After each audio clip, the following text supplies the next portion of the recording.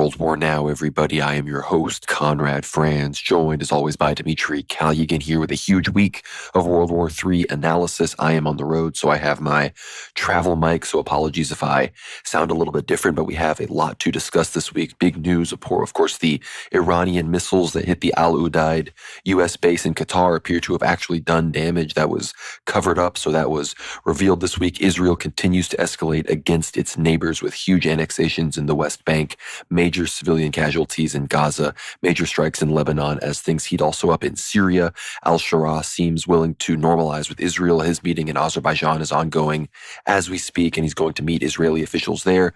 We have major news out of Iran as the Iranians seem hesitant to negotiate with the U.S., whereas Israel seems willing and ready and eager to escalate the situation, with Trump signaling that he is potentially willing to authorize a second U.S. strike on Iran. Of course, Russia, there's big news, information warfare, some sides saying they do, sometimes saying they don't.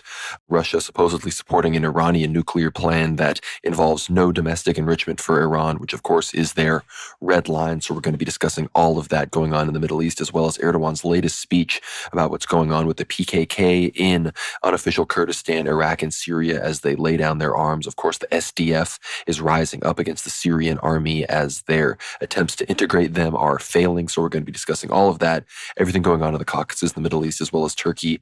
And of course, the Russia-Ukraine situation, which is escalating. Russia is advancing. Trump claims he's going to have a big announcement on Russia on Monday. So we're assuming that's going to be some new sanctions. The U.S. is already supplying Ukraine with more and more weapons than they have before. So it appears that we are back to an escalation ladder between the U.S. and Russia when it comes to Ukraine and NATO and all of that. So we're going to be discussing all of this, some major church news, some new saints in the church have been announced. So we're going to be discussing all of that, things going on in Africa, in Libya, things going on in the South China Sea. It's been a massive week of World War III. So with all of that, Dmitry, how are you doing? Doing amazing, Conrad. As you said correctly, there is a lot of news this week, both on the war fronts, the various places where the conflict is raging, pushed by the globalists, as well as on the diplomatic angle. We have foreign ministers essentially reaching out to various partners around the world, potential partners, allies, and neutral parties, or figures that appear neutral, such as MBS, the Crown Prince of Saudi Arabia, in an attempt to stop regional conflict from raging on. And of course, we discussed all things economic and Central Asian, in particular Armenia, Azerbaijan, Turkey, the future of the Southern Caucasus, as well as the Israeli-Iran relationship and the broader Middle East, how it plays into this middle of the, essentially Middle Earth type situation between China and Europe, and the interactions, the behind the scenes machinations that take place with Mr. George McMillan on our latest Eighth Hour episode. So definitely check that out. It is actually a video format episode. He has a PowerPoint presentation with many slides, maps, important information to provide us. And again, it was a very informative episode, almost 2.5 hours. So a lot of information to get into, get behind the paywall, check that out. It is a very fruitful episode. I think a lot of information has come to light that previously many of our listeners were not aware of. In fact, even myself as a co-host, I was not aware of some of the data that George brought us. So check out the Mr. McMillan episode on the Eighth Hour. But this week, Conrad, again, unfortunate news from the Middle East. Peace has not been achieved between many of the nations involved. I think we'll discuss Azerbaijan, Armenia, Iran, Israel. There's been no peace treaty signed anywhere on any front.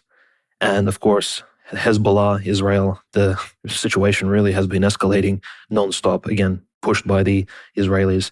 Iran has postured itself to, and let's just comment on the foreign minister of Iran's actions first. Mr. Arakchi, the foreign minister of Iran, has been traveling all around. There's been meetings between him as well as Russian diplomats. There's been meetings between Mr. Arakchi and MBS, the Crown Prince of Saudi Arabia, which is a really important meeting. Keep in mind, Saudi Arabia has been a long-time ally of both the US and enemies of Iran in the past. For example, Iraq, especially early on during the Iran-Iraq war. In the early period, Saudi Arabia and the Arab Gulf states in the early 1980s were very much behind Saddam Hussein. And they were in fact supporting this joint Arab sort of coalition, or at least this diplomatic assault against this new Iranian revolutionary Shia regime, which arose after the 1979 Iranian Revolution. So Saudi Arabia and Iran have had a very mixed relationship ties over the last few decades. This is putting it very lightly.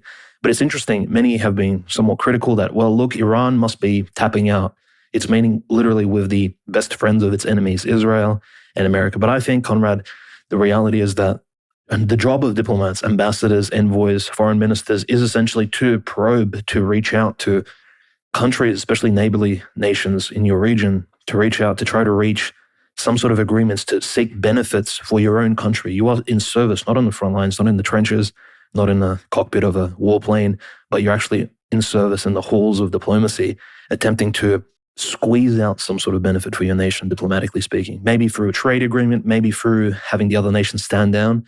This is how big diplomacy and big international relation actions actually take place. So Mr. Arakchi needs to put himself essentially in a PR sort of harm's way, just like Lavrov. Many people see Lavrov as perhaps a bad foreign minister because, he seems to be tapping out on many decisions. He's not approaching things very critically. He's very, well, for lack of a better term, in a niche way, diplomatic about his approaches. He doesn't get angry very easily, and that's because that is the role of a foreign minister. So Arakchi meeting with the Crown Prince of Saudi Arabia, apparently their talks were fruitful. Not everything has been published. We don't know what Iran and Saudi Arabia have discussed. But of course, the role of Saudi Arabia in some future conflict, again, reignited conflict, part 2 of the Iran-Israel conflict and a greater war in the Middle East will be very important, because if Iran can manage to have Saudi Arabia stand down, both on the pretext of the Palestinian genocide taking place, as well as just Israel's overall hostility towards Islam, a lot of the propaganda that's been put out against Sunni Muslims, calling them extremists, even in the nearby Syria. I mean, Syrian HTS-supported regime is Saudi Arabia essentially backed at this point. Like, the Saudi Arabians are paying the salaries of Syrian public servants at this point. So the entire country is essentially attached at the hip. It is joined to this greater Saudi, essentially greater Saudi Arabia in some ways, this new strange Arabic caliphate, not the Turkish one that Erdogan is trying to build. But I think generally, Conrad, what we see in the region is there is this peacetime, a few weeks perhaps, maybe a few months of countries attempting to seek alliances, maybe attempting to have guarantees from their neighbors that they will stand down in any future conflict. Of course, the greatest country which has caught headlines last week, which we covered, was Azerbaijan as well, which we'll discuss a little bit later on, so stay tuned for that. But generally speaking, Conrad, I think the message from Iran has been, we're going to continue to seek nuclear enrichment for energy purposes. And of course, Trump has already said that if Iran even dares to enrich uranium past a certain threshold, especially if it tries to enrich uranium up to 60% again, then the US will get involved. So it's still on the table. Operation Midnight Hammer 2.0 is still very much a possibility. Trump has in fact stayed very firm on his anti-Iranian rhetoric.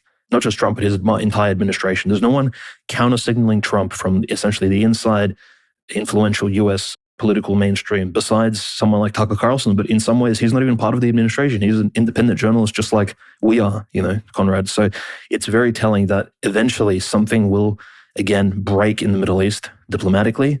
And yes, Iran is at the moment preparing to strengthen itself before this next wave of Israeli onslaught, because Israel again views Iran as this new Saddam Hussein, or a very old one, even a proto-Saddam, as an enemy which needs to be destroyed. Without the destruction and I guess the changing of the Iranian regime, Israel will never be safe in the Middle East. At least that's how they see themselves. And of course, the future of their Greater Israel project will be put into absolute jeopardy and will be completely disjointed. It will never come to pass. Israel will never reach the Tigris and Euphrates River, at least its borderlands will not, as long as Iran sticks around. So this is, I think, the background of the conflict, which is exactly what we're viewing. This is why Israel continues to act very hawkishly. Yes, we are seeing the failure of these Gaza ceasefire talks. We're going to talk about that in a second. But you mentioned, of course, Iran, the big elephant in the room, the scary monster that supposedly has genocidal ambitions, that wants to enslave all of humankind into this Islamic fascist state, at least if you listen to people like Dinesh D'Souza and others that Trump apparently has been listening to. But like you said, Dimitri, the Saudi talks with the Iranians are important, but Arakchi has signaled, like you already mentioned, that until there are guarantees from the United States that they will not strike Iran again, there can be no negotiations, which in the midst of all of these headlines about Trump signaling support for new Israeli attacks if, quote, Iran moves towards a bomb. That is not positive for the future of Iranian-United States talks because, again, if there even is enriched uranium left, which the Israelis have openly said that not all of the enriched uranium was destroyed, if even any of it was destroyed. So this is now effectively common knowledge. And so the fact that now a second wave of strikes are very much on the table, that negotiations seem far, far away. It's clear that this is far from over. The 12-day war, as much as Trump might want it to be remembered as, much like the 6-day war, decades ago with Israel, this is unfortunately going to just be the beginning in what is still an ongoing conflict, especially when you look at these assassination strikes. Major Iranian clerics, major IRGC officials are being targeted still within Israel by these Mossad cells. Iran simply can't arrest all of them. There are these targeted gas leaks, these internal strikes that are going on. So Iran is still very much in a state of war, even if the missiles are no longer flying and Israeli civilians are no longer being impacted, which of course, that was the impetus for the U.S. getting involved, all of these sorts of things. Israel was actually threatened, so their attack dog had to respond. But, and this is from NDTV, we all did think that the Iranian retaliation against the United States was literally nothing, completely symbolic. Both sides seemed eager to hype up the fact that the U.S. didn't respond, that the strike wasn't effective. Everyone wanted to see, I guess, peace, but what really happened here, it seems that the Iranians actually did a fairly significant amount of damage to at least some infrastructure, and that they triggered the largest Patriot missile response, THAAD missile interceptor response in American history with this barrage. This is from NDTV. It says an Iranian attack on an air base in Qatar that's key to the U.S. military hit a geodesic dome, housing equipment used by the Americans for secure communications, satellite images, analyzed Friday by the Associated Press show. Hours after the publication of this AP report, Pentagon spokesperson Sean Parnell acknowledged that an Iranian ballistic missile had hit the dome. Qatar did not respond to a request for comment about the damage. The Iranian attack on Al Udeid air base outside of Doha, Qatar, on June 23rd came as a response to the American bombing of 3 nuclear sites in Iran, and provided the Islamic Republic a way to retaliate that quickly led to a ceasefire brokered by President Trump, ending the 12-day Iran-Israel war. The Iranian attack otherwise did little damage, likely because of the fact that the U.S. evacuated its aircraft from the base. Trump also said that Iran signaled when and how it would retaliate, allowing American and Qatari air defense to be ready for the attack. But again, it triggered a massive response after the 14 missiles that were launched by the Iranians. So it's clear that the Iranians, even though it was a symbolic response, it perhaps did more than anybody on either side wanted to admit. And I'm surprised the Israelis didn't hype this up at the time when it happened to try to, prevent a ceasefire, which obviously is their goal. But of course, Dimitri, you mentioned enrichment. This is the big info war going on right now. We've got sort of two different headlines. One side headline being, is Russia turning on Iran? Putin secretly backs zero enrichment nuclear deal. Some reports are claiming that Vladimir Putin has told both U.S. and Iranian officials that he supports a nuclear deal that would stop Iran from enriching uranium altogether, according to sources familiar with recent discussions. But then other headlines, of course, this is from the Jerusalem Post. Iran state media denies reports Russia accepts zero enrichment deal. Putin would support zero enrichment. He encouraged the Iranians to work towards that in order to make negotiations with the Americans more favorable. A European source told Axios. Iran's Tasnim News, which is close to the Islamic Revolutionary Guard Corps, has denied a Saturday report that Russia has accepted a proposal under which Iran would not enrich uranium. The denial comes as Iran's foreign ministry has also said that trust in the U.S. has dropped below zero. According to a report on Axios on July 12th, that's about the Russians and Putin accepting the no uranium enrichment deal with Donald Trump and informing the Iranians. The report noted that Russia has been Iran's main diplomatic backer on the nuclear issue for years, but while Moscow publicly advocates for Iran's right to enrich, Putin has taken a tougher position in private in the wake of the 12-day war between Israel and Iran. However, 2 hours after the Axios report, Tasnim News headlined its website with a denial. It said an informed source had said that claims about Putin's messaging about zero enrichment is false. The Iranian media said that Zionist media has spread this claim about Putin's message to Iran regarding accepting zero enrichment. Tehran has not received such a message from Putin in any way. Tasnim went on to say Putin's last meeting with Iranian officials was with Iranian Foreign Minister Araghchi, and such an issue was not raised in that meeting. After that, no messages about zero enrichment were exchanged through communication channels between Russia and Tehran. Clearly, Iran's state media and the IRGC are concerned about these reports. They don't want to feel that Russia is weakening on Iran's position.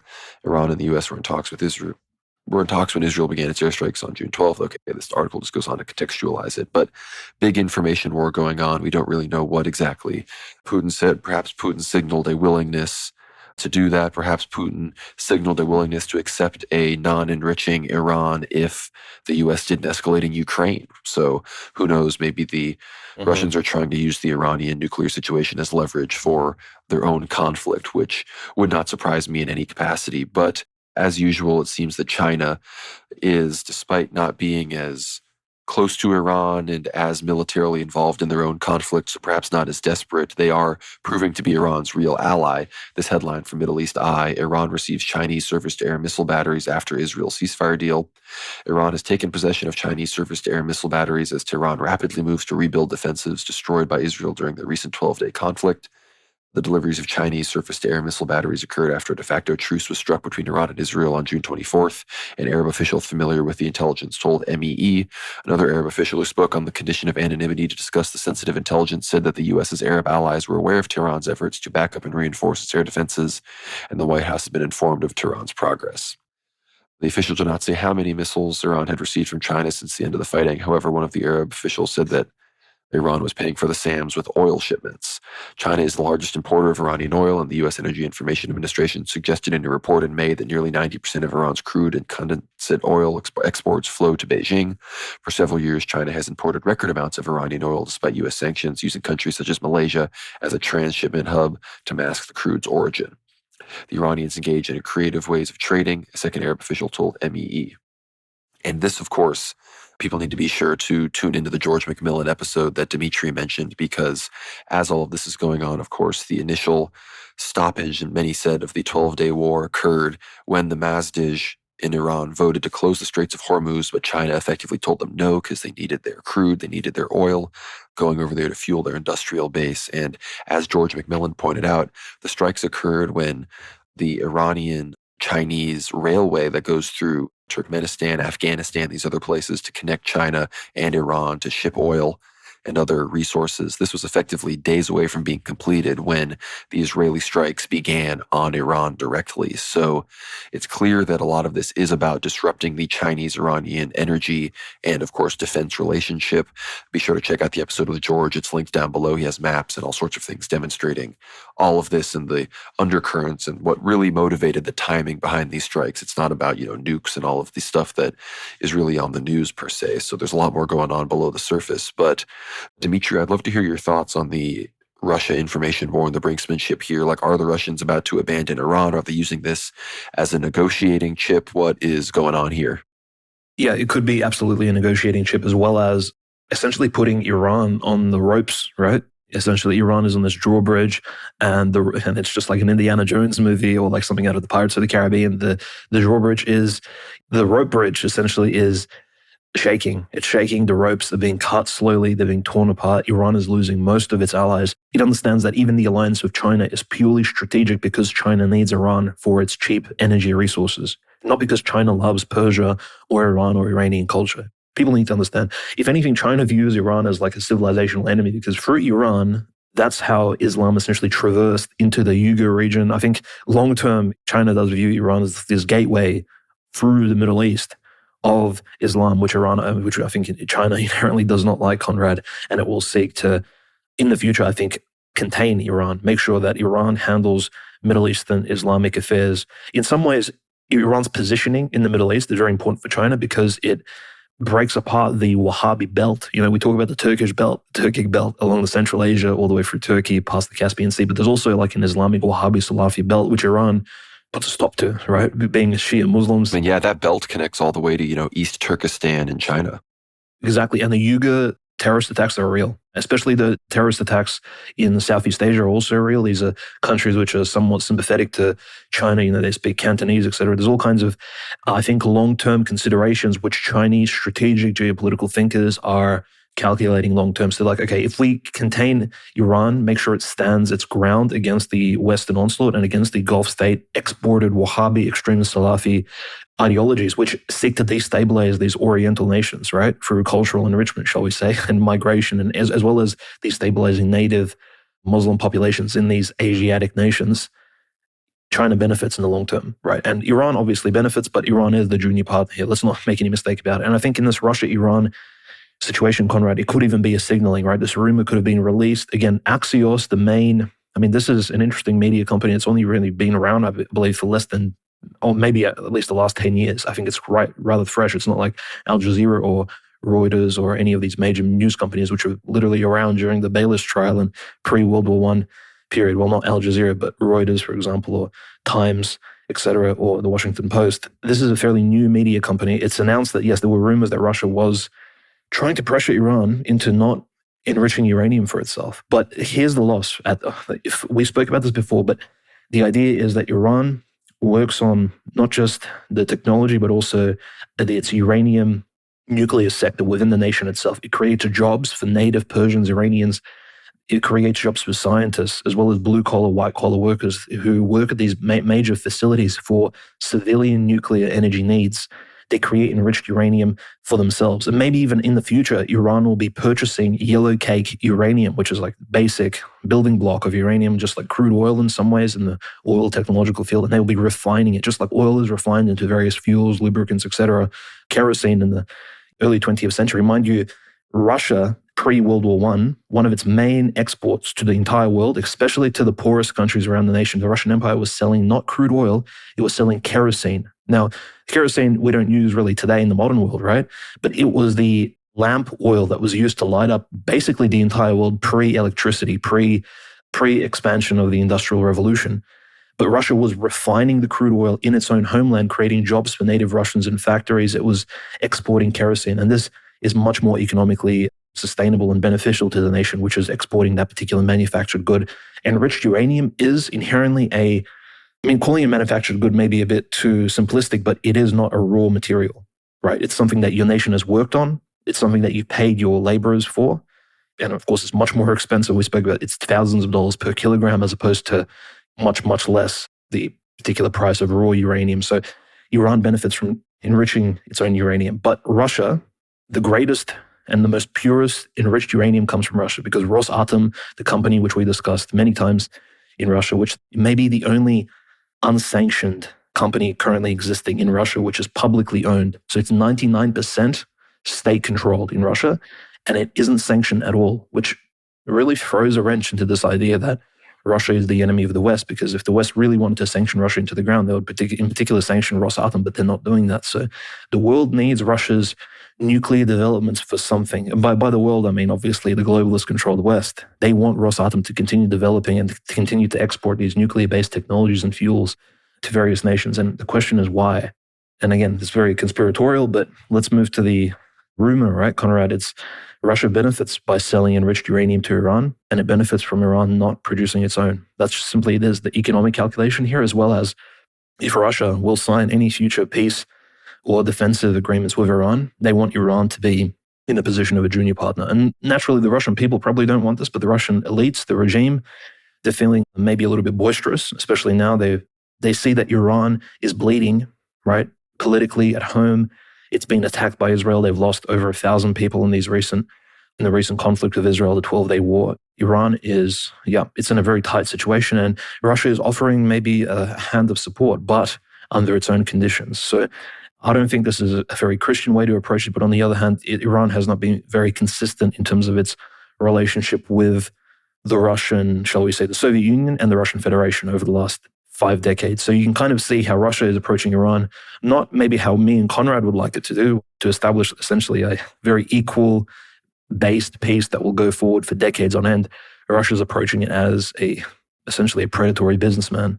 And I think the signaling is putting more pressure on Iran. My only hopes is that Iran can withstand not just the pressure from the West, Israel, and regional enemies such as the Gulf states who want to destabilize Iran and create the Salafi Wahhabi belt, but also the pressure from its alleged BRICS partners, which you'd think that the BRICS partners wouldn't be harassing and throwing out all this misinformation and the various news that Russia will stop supporting enriched uranium in Iran. You'd think that this news would be negative for the Iranian society, because can you imagine if this news broke out in Iranian newspapers, right? It caused mass waves of demoralization, depression. They view Russia as an ally militarily in the SMO, and potentially in a future regional conflict, this will again destabilize domestic affairs in Iran too, I think, or even to a small degree. So generally, it's a negative sense. And of course, it throws a wrench in the idea that Russia is an enemy of the US, an enemy of Israel, even going back to the late USSR period when Zionists were causing all kinds of psyops and political destabilization in the Eastern Bloc countries, during the Cold War, because literally Israel was the greatest ally of the US during the Cold War. Like, this is undeniable. There were Israeli psyops conducted in the USSR and in countries like GDR, so Eastern Germany, for example. And people really don't touch on this little history bit because it is very isolated. So in the long term, Conrad, my hope is that this is just a rumor. Maybe it's complete disinformation and fake news thrown out by Axios, which is again a Western media source. I believe it's based in Greece, but I may be mistaken here. In any case, my hope is that Russia, of course, gets behind Iran, but we can't necessarily guarantee that because Russia benefits not just from a regional war. It's one of the only nations, Conrad, that benefits from literally World War III breaking out in the Middle East. Because yes, the Straits of Hormuz will be closed. Oil price will go through the roof. Russia will benefit economically. Yes, even if the entire world goes into a massive recession through China, of course, not receiving its energy, its cheap energy through the Straits of Hormuz, and Europe, again, being cut off from Russian gas almost entirely, as well as being cut off from cheap Chinese goods as well as China's economy goes down and the world succumbs to a recession. Russia is the only nation that benefits. If anything, while all of this will be going on in the future, during the Third World War, Conrad, as the economy of the world, globalism essentially breaks down, Russia will be probably signing new agreements with China, selling lumber, oil, gas at much higher, more expensive rates to the Chinese. So Russia is probably one of the only nations in the world that would benefit from a regional destabilizing energy type conflict.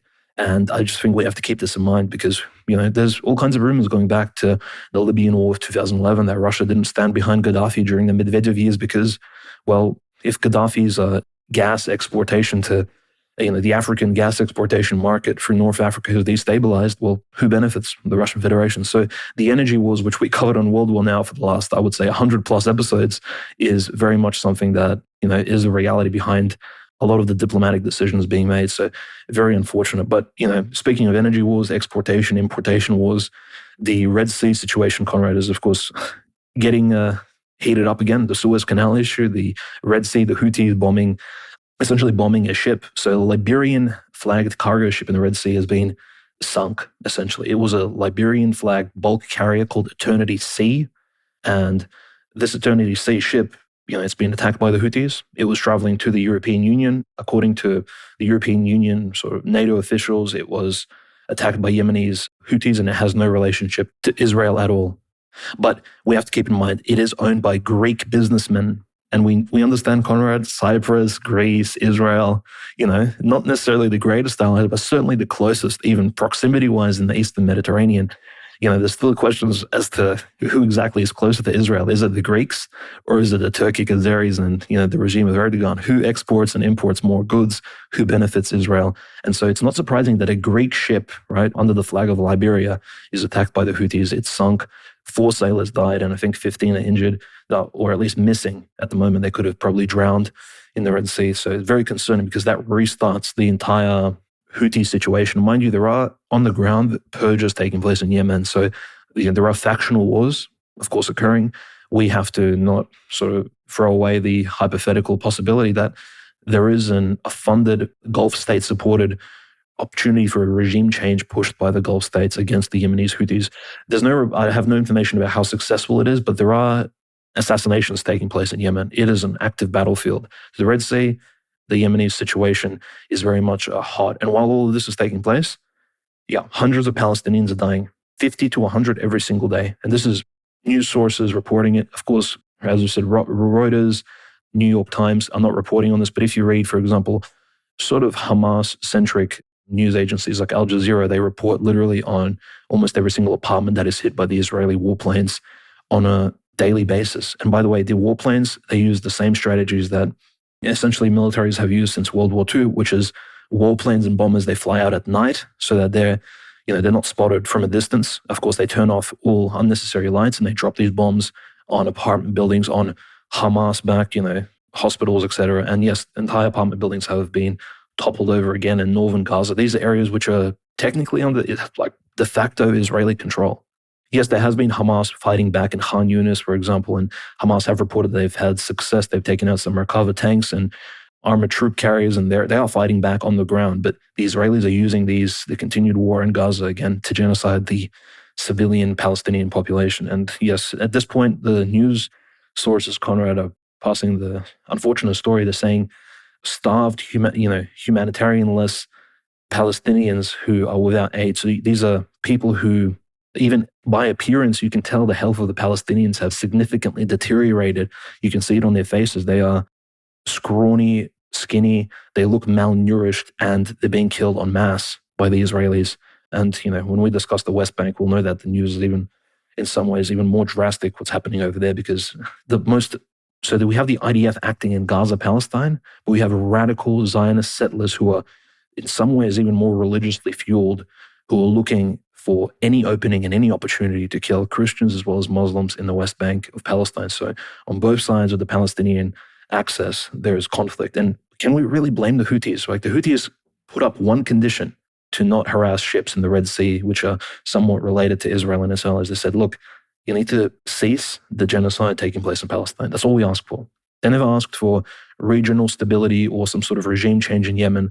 No, they're actually probably the only militarized group which has asked for a minimal consideration from Israel and its allies, and that's to stop the genocide in Gaza. And that's exactly what Israel and its allies aren't doing. And so let's not be surprised that the Red Sea conflict is, again, going to break out. My only concern for the Yemenis Houthis, Conrad, is the fact that there are huge numbers of US battle fleets, aircraft carriers in the region. So the Houthis better prepare for potentially retaliatory strikes, especially when the EU and Israel call for US help. We may see bombers flying around at nighttime over the southern Gulf states, over the Hijaz Peninsula, again, dropping these bombs on, not just Houthi militants, but also Yemeni civilians.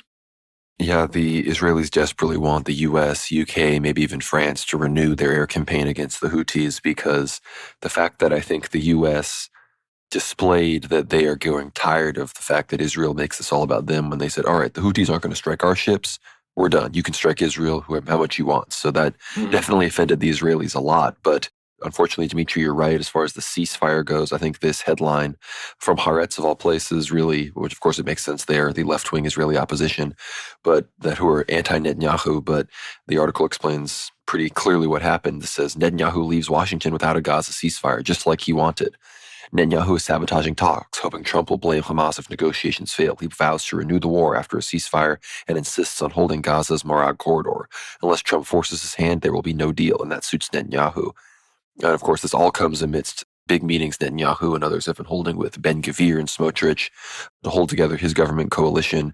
Behind-the-scenes sources have said that Netanyahu is convinced he can win a new majority in upcoming elections where he won't need these radical religious parties like Smotrich and Ben-Gvir in his government. But before that happens, he has to deal with them, and they've all been threatening to resign and dissolve the government if Netanyahu goes through with a ceasefire in Gaza. And as this article goes on to say, it says 6 days ago, U.S. President Donald Trump told reporters aboard Air Force One that there could be a deal on a ceasefire in Gaza by next week. It was Friday when he spoke, 3 days before the expected arrival of Israeli Prime Minister Benjamin Netanyahu to Washington. It is now Thursday, and Netanyahu will head back to Israel without a deal to announce. In between his two meetings with Trump, the Prime Minister also spoke with the families of some of the hostages held by Hamas and told them an agreement could still be reached, but not within the next day or two. The hype ahead of Netanyahu's visit was inflated by the media, it goes on, but clearly the purpose of Netanyahu's visit was to prevent any of these talks from going through, despite Trump clearly hyping them up and having a very real goal of actually getting that done, which obviously the Israelis prevented that from occurring. So with the Gaza deal now having not gone through, with Israel still advancing, we also have reports from the negotiations in Qatar. This is from the Cradle. It says indirect negotiations between Hamas and Israeli officials hit a deadlock in Doha as Palestinian and Israeli sources say the talks are faltering over the scope of the proposed Israeli military withdrawal from Gaza. The discussions are based on a U.S.-backed framework for a 60-day ceasefire and the phased release of Israeli captives, but key issues remain unresolved. Hamas reportedly rejected Israeli proposed maps that would leave 40 to 45% of the territory under occupation, including all of southern Rafah as well as parts of northern and eastern Gaza. Two Israeli sources told Reuters that Hamas is demanding a return to the lines held during the previous truce before the occupation army renewed its offensive in March. Hamas also accused Tel Aviv of buying time during Prime Minister Benjamin Netanyahu's visit to Washington last week and said his delegation in Doha has no real authority to make decisions on key points of contention. Further disagreements relate to guarantees over humanitarian aid deliveries and a conclusion to the Israeli ethnic cleansing campaign. Palestinian sources said these obstacles may require more direct U.S. involvement. Earlier this week, U.S. Special Envoy Steve Witkoff canceled his planned trip to Doha to join talks, claiming these were not ripe. And with all of this in the midst of Netanyahu's now finished visit, it's clear that the Israelis are once again, just like they have sabotaged negotiations with Iran, elongated them just enough to where people feel like they ostensibly support them, sabotaging them, and then rapidly escalating and assisting the U.S.'s response and also escalating. It's clear that they are doing this exact same playbook, which, again, when we talk about Lebanon in a second, it's going to be the exact same thing there as well. These Israeli quote-unquote ceasefires and negotiations and deals are nothing more than just complete Hasbara and total lies. But you mentioned the West Bank, Dimitri. The Israelis are rapidly expanding their settlements there. They're driving Christians out of the village of Taibeh. They're burning down Christian churches, cemeteries, again, driving people openly out, driving people out of all sorts of the major Palestinian cities at this point. Nablus has been turned effectively into a refugee camp or just a ethnically cleansed bunch of neighborhoods. But this is from Zateo. It says, Israeli settlers kill American citizen in occupied West Bank, family says. Safala Mosalat was visiting his family in the village of Al-Masra's Al-Shakriya neighborhood when settlers allegedly beat him unconscious and blocked an ambulance from reaching him for hours. Israeli settlers brutalized an American, beating him unconscious and blocking an ambulance from reaching him, according to the victim's family. The young Palestinian American was pronounced dead by the time he arrived at the hospital. His family, in a statement, said he was beaten while he was protecting his family's land from settlers who were attempting to steal it. The settlers, according to the family's statement, surrounded Musalat for more than 3 hours, preventing paramedics from reaching him and providing life-saving aid. Palestinian Minister of Health later said another young Palestinian man, Muhammad Rizq Hussein al-Shalabi, was killed in the same attack by Israeli settlers in the West Bank town of Sinjil.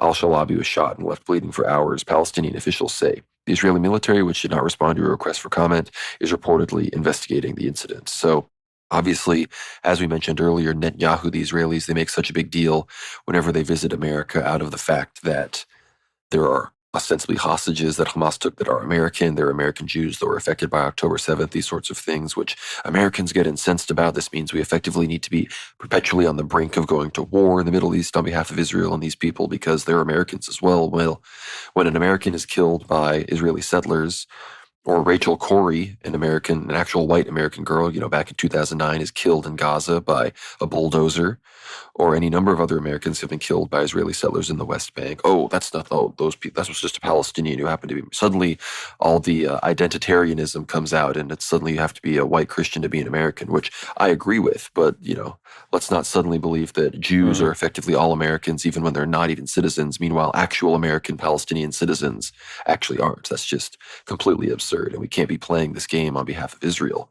But the Israeli settlers are just running rampant over the West Bank at this point. This is from 972 magazine. It says over the span of 2 days, one of the last remaining Palestinian communities between Ramallah and Jericho was uprooted from its land.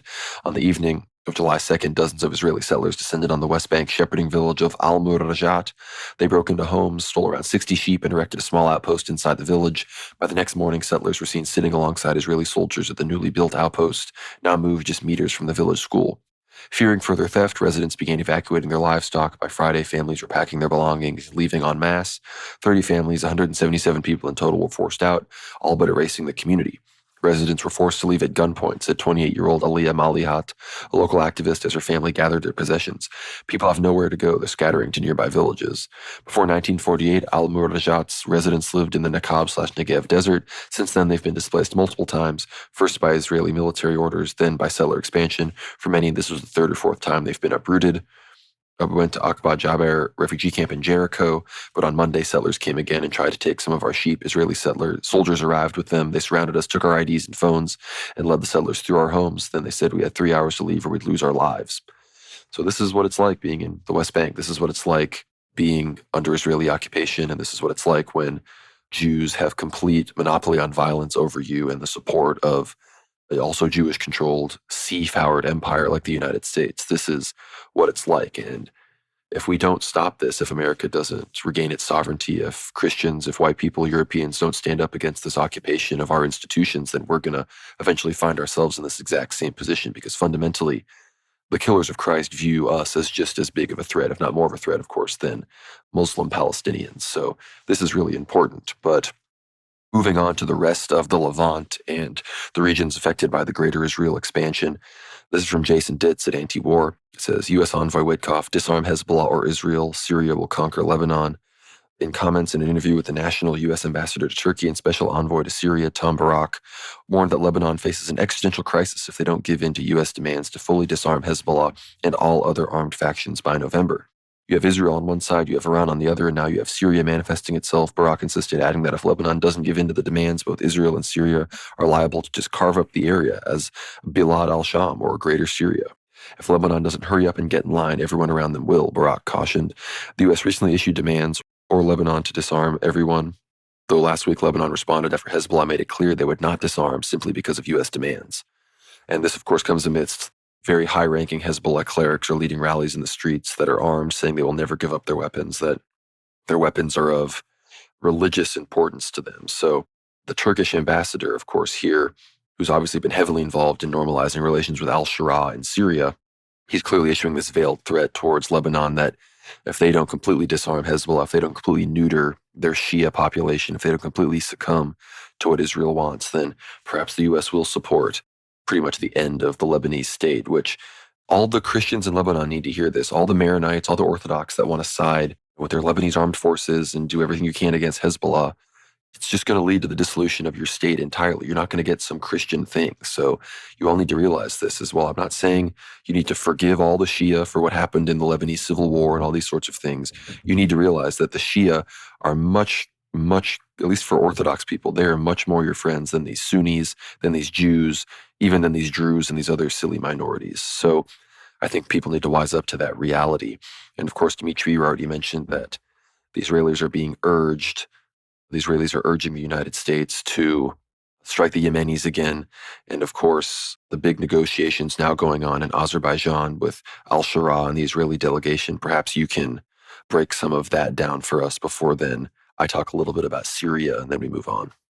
No, absolutely. Yeah, this is probably, again, part two of what took place last week. So has there been any developments on the Azerbaijan-Russia angle, first and foremost? Well, no, there hasn't. In fact, the spokesperson for the Russian president and the Russian presidential administration, Dmitry Peskov, our good friend, whose family, children, they love traveling to America, the EU, participating in Western liberal culture, etc. I won't really go into details there, but the man is very questionably, let's just say, resourced, and he is, a questionable figure, to say the least. Him, as well as Maria Zakharova, especially the head spokesperson for the Russian Ministry of Foreign Affairs, the entire week, they've tried to damage control the entire relationship with Azerbaijan issue, mentioning that Azerbaijan is a key country to Russia. It is very important that, yes, they continue to collaborate with the Russian Federation, not just in terms of energy export, but also peace on the Caspian Sea, which, as our episode of George Macmillan essentially discusses, the Caspian Sea essentially at the moment is like a large lake, essentially an inland sea, like the Sea of Galilee, but a much larger version, right? So it's very important that all the nations collaborate on that particular front. But as we can see at the moment, Azerbaijan is very much not aligned with Russia on many geopolitical angles. In particular, earlier this week, and we'll get to the Israeli al-Shura issue in a moment, earlier in the week, both President Aliyev as well as Prime Minister Pashinyan traveled to the United Arab Emirates, Abu Dhabi, to discuss a long-term peace between Armenia and Azerbaijan. And this talk was, you see Pashinyan's face, freshly shaved, freshly balded out. He looks like a younger version of Netanyahu in some ways, which is very interesting, to say the least, because he behaves in some ways in a more rat-like fashion, as I tweeted recently, which was quite curious. But Pashinyan and Aliyev discussed in a very fruitful, shall we say, amicable way, a lasting peace between the two countries given the Nagorno-Karabakh conflict. And it does appear that they came to some sort of resolutions, although nothing has really been signed at the moment. So it does appear, Conrad, that the Armenians, just as we discussed with George Macmillan and previously on World War Now, people don't appreciate the Armenian collaboration with the Turkic peoples in the periods, especially during the Ottoman Empire. The Armenians are very much happy to work together with Muslim countries, including greater Turkic nations, generally speaking. They lived side by side with Turkic peoples for over 1,000 years now.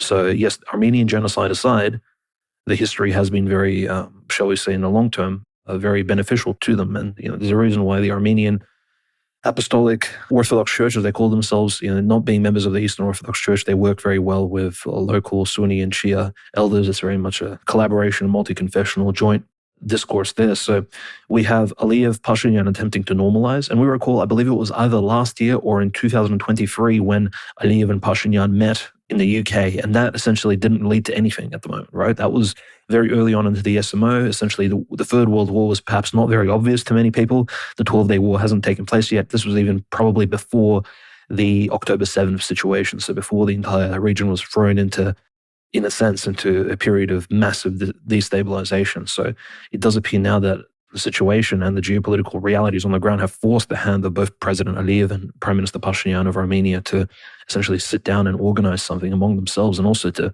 benefit their own nations. Armenia, again, is between a hammer and an anvil. You really cannot pivot either way. It's stuck. The relationship between Armenia and Russia is very much thrown under the bus because of Armenia's support for both Ukraine as well as enemies of Russia. And there's really strange happenings have been ongoing in Armenia, Conrad, recently. Not just the joint training by the IRGC before the 12-Day War, which took place earlier this year in Armenian soil, but also the massive Ilyushin. These are the air transport big Russian military planes, which again arrived in Armenia this week. 3 of them have dropped off some sort of goods, right? Most likely military technology, who knows what. Could this have something to do with the telephone call that President Putin had with Macron last week, which we discussed in our previous World War Now episode? Again, given that France and Macron, despite their sort of Masonic backgrounds, they are very much backers of Armenia. It's probably the only nation which really has Armenian sovereignty in mind. Again, probably to its own benefit and merit. They'll use Armenia as a pawn in the Middle East. France has always had some sort of interest both in the Levant and in the region as a whole, especially French collaborations with the Ottoman Empire in the past, even preceding the Crimean War. Even during the Kingdom of France period, France would send, of course, they would be well paid, but they would send experts to build the Ottoman Navy even before the French Revolution. So keep this in mind. France has always somewhat collaborated with regional powers here in the northern Middle East zone for centuries now. So that sort of collaboration continues. I wonder what Russia shipped to Armenia Pashinyan. Is this a way to win Prime Minister Pashinyan's favor? Again, interesting conclusions we can probably come to as we receive more news in the coming weeks and months. And this is probably the even more surprising meeting, Conrad. It took place between al-Shara al-Jilani, the former leader of HTS, the new leader of Syria, the president of Syria. As he travels to Baku, he meets with President Aliyev, and this took place this Saturday on the 12th of July. Officially, there's photographs of them both standing on a balcony in Baku. I believe it's the Azeri presidential palace. And apparently there will also be meetings between Israeli officials and these new HTS radical Wahhabi Syrian regime officials. They'll be meeting in Baku and discussing Israeli-Syrian relations. So notice Azerbaijan is the middleman. Being a majority Shia country, Conrad, it is now the middleman between Israeli and radical Wahhabi regimes. Again, very interesting. I think one of the things al-Jilani, al-Shara will be pushing for with Aliyev is that, well, given that Aliyev's regime and Azerbaijan in general is the most friendly pro-Israeli Shia majority country on earth, they're going to try and have Azerbaijan essentially, or the mullahs, the imams of Azerbaijan, the Shia religious leaders, to try and calm down the Shia population of Syria, which is still a fairly decently sized minority, because they need to be calmed down. Notice they have links to Hezbollah, which again, both al-Shara and Israel hate. And this is the Shia militant faction, again, dominant in Lebanon, which we discuss every single week now. But I think al-Shara al-Jilani will be using Azerbaijan to benefit his own sort of contemporary regime there. And we have to not forget the secret hand behind all of this. It's not just the rabbi of the yarmulke or wearing the black cube sitting behind the curtain. There's also the hand of Erdogan, right? Joining this HTS, remember, al-Shara al-Jilani, the Idlib province, the emirate that they constructed. All of this was only possible with the assistance of Turkey. And Turkey and Aliyev are very much close allies. So there's a rabbi and there's an Erdogan. There's a sultan hiding behind the curtain in this particular Wizard of Oz Emerald City. So we just have to keep this in mind when all these meetings take place. It's not just about short-term peace in the Middle East, which again is a good thing. Again, if there aren't any roaming gangs of Wahhabi Salafi terrorists from Central Asia killing Christians, generally in the short term, this is a benefit. But the larger context here is that there is a strange and perhaps an unexpected to many people alliance being formed in the northern Middle East, which will most likely be anti-Christian in the long term and most likely anti-Iranian as well. We can imagine Iran, Conrad, viewing all of this from the sidelines as al-Shara al-Jilani, who hates the IRGC, who hates the supreme leader. He's been fighting, he's been killing Iranians his whole life, right? And they see this. Again, this is a foreshadowing of the future conflict, I think, between Iran and its enemies in the Middle East. This is a very hawkish display, even though it appears to be peaceful, diplomatic, to pushing towards regional stability. Again, the posturing here is very much that of animosity, and again, that hardcore pressure on Iran to stand down, because they're showing that, look, the entire world is united against you, Iran. You must stand down. You must not enrich your uranium. And I think this is most likely where things will be heading if Iran chooses to continue its domestic program of energy independence. I think the large portion of the Middle East will unite against them, unfortunately. But speaking to the situation in Syria, Conrad, I think, as you said, very important, the recent Kurdish, essentially, disarmament. And that will have lasting consequences, because the Kurds, despite the fact they are majority Sunni Muslims, many have reported that their Sunni Islam is very different to the Salafi Wahhabi side. It's more similar to maybe the Taliban and certain Central Asian Sunni Muslim groups, which it's kind of intermingled with local pagan beliefs. The Kurds are not very monolithic in terms of religion. They have a more nationalistic identity, and the PKK being a quasi-Marxist organization as well. This is very important, because as soon as the Kurdish question is resolved, and we have to keep in mind the Kurds, as well as the Palestinians and the Tuaregs in Mali and North Africa, these are the three major people groups. All of them happen to be Islamic, who do not have, majority Islamic, who do not have a so-called sovereign nation state to themselves. Most other nations around the world, 200 plus nation states, they have some sort of form of independence and they participate in the UN. And unfortunately, I'm not counting Mahmoud Abbas's West Bank, Palestine is really an independent state by any stretch. But the Kurds, the Tuaregs, it's a question that needs to be resolved in terms of regional stability for that to be reached. So whatever Erdogan is planning to do with al-Shara al-Jilani in relation to the Kurds, it seems to be working. And this is a major factor that I think is overlooked by the media, because they seem to, if Israel is to ever expand into the Mesopotamian region, they need the Kurds to be either disarmed and essentially internally destabilized, demilitarized. They will also need the Kurds to lose this idea of independence, nationhood, because otherwise the greater Israel problem will not just have a Palestinian issue, it'll also have a Kurdish issue within its borders. So I think in the long-term scope of Israeli expansion, of the construction of the Third Temple and the coming Third World War, the Kurdish question is one which essentially not just the Turks, but also Israel needs to solve. No, I completely agree. And you mentioned, of course, al-Shara, his visit to Azerbaijan, his negotiations with Aliyev, which, like you said, we can pretty much view these negotiations with Azerbaijan as indirect negotiations with Israel.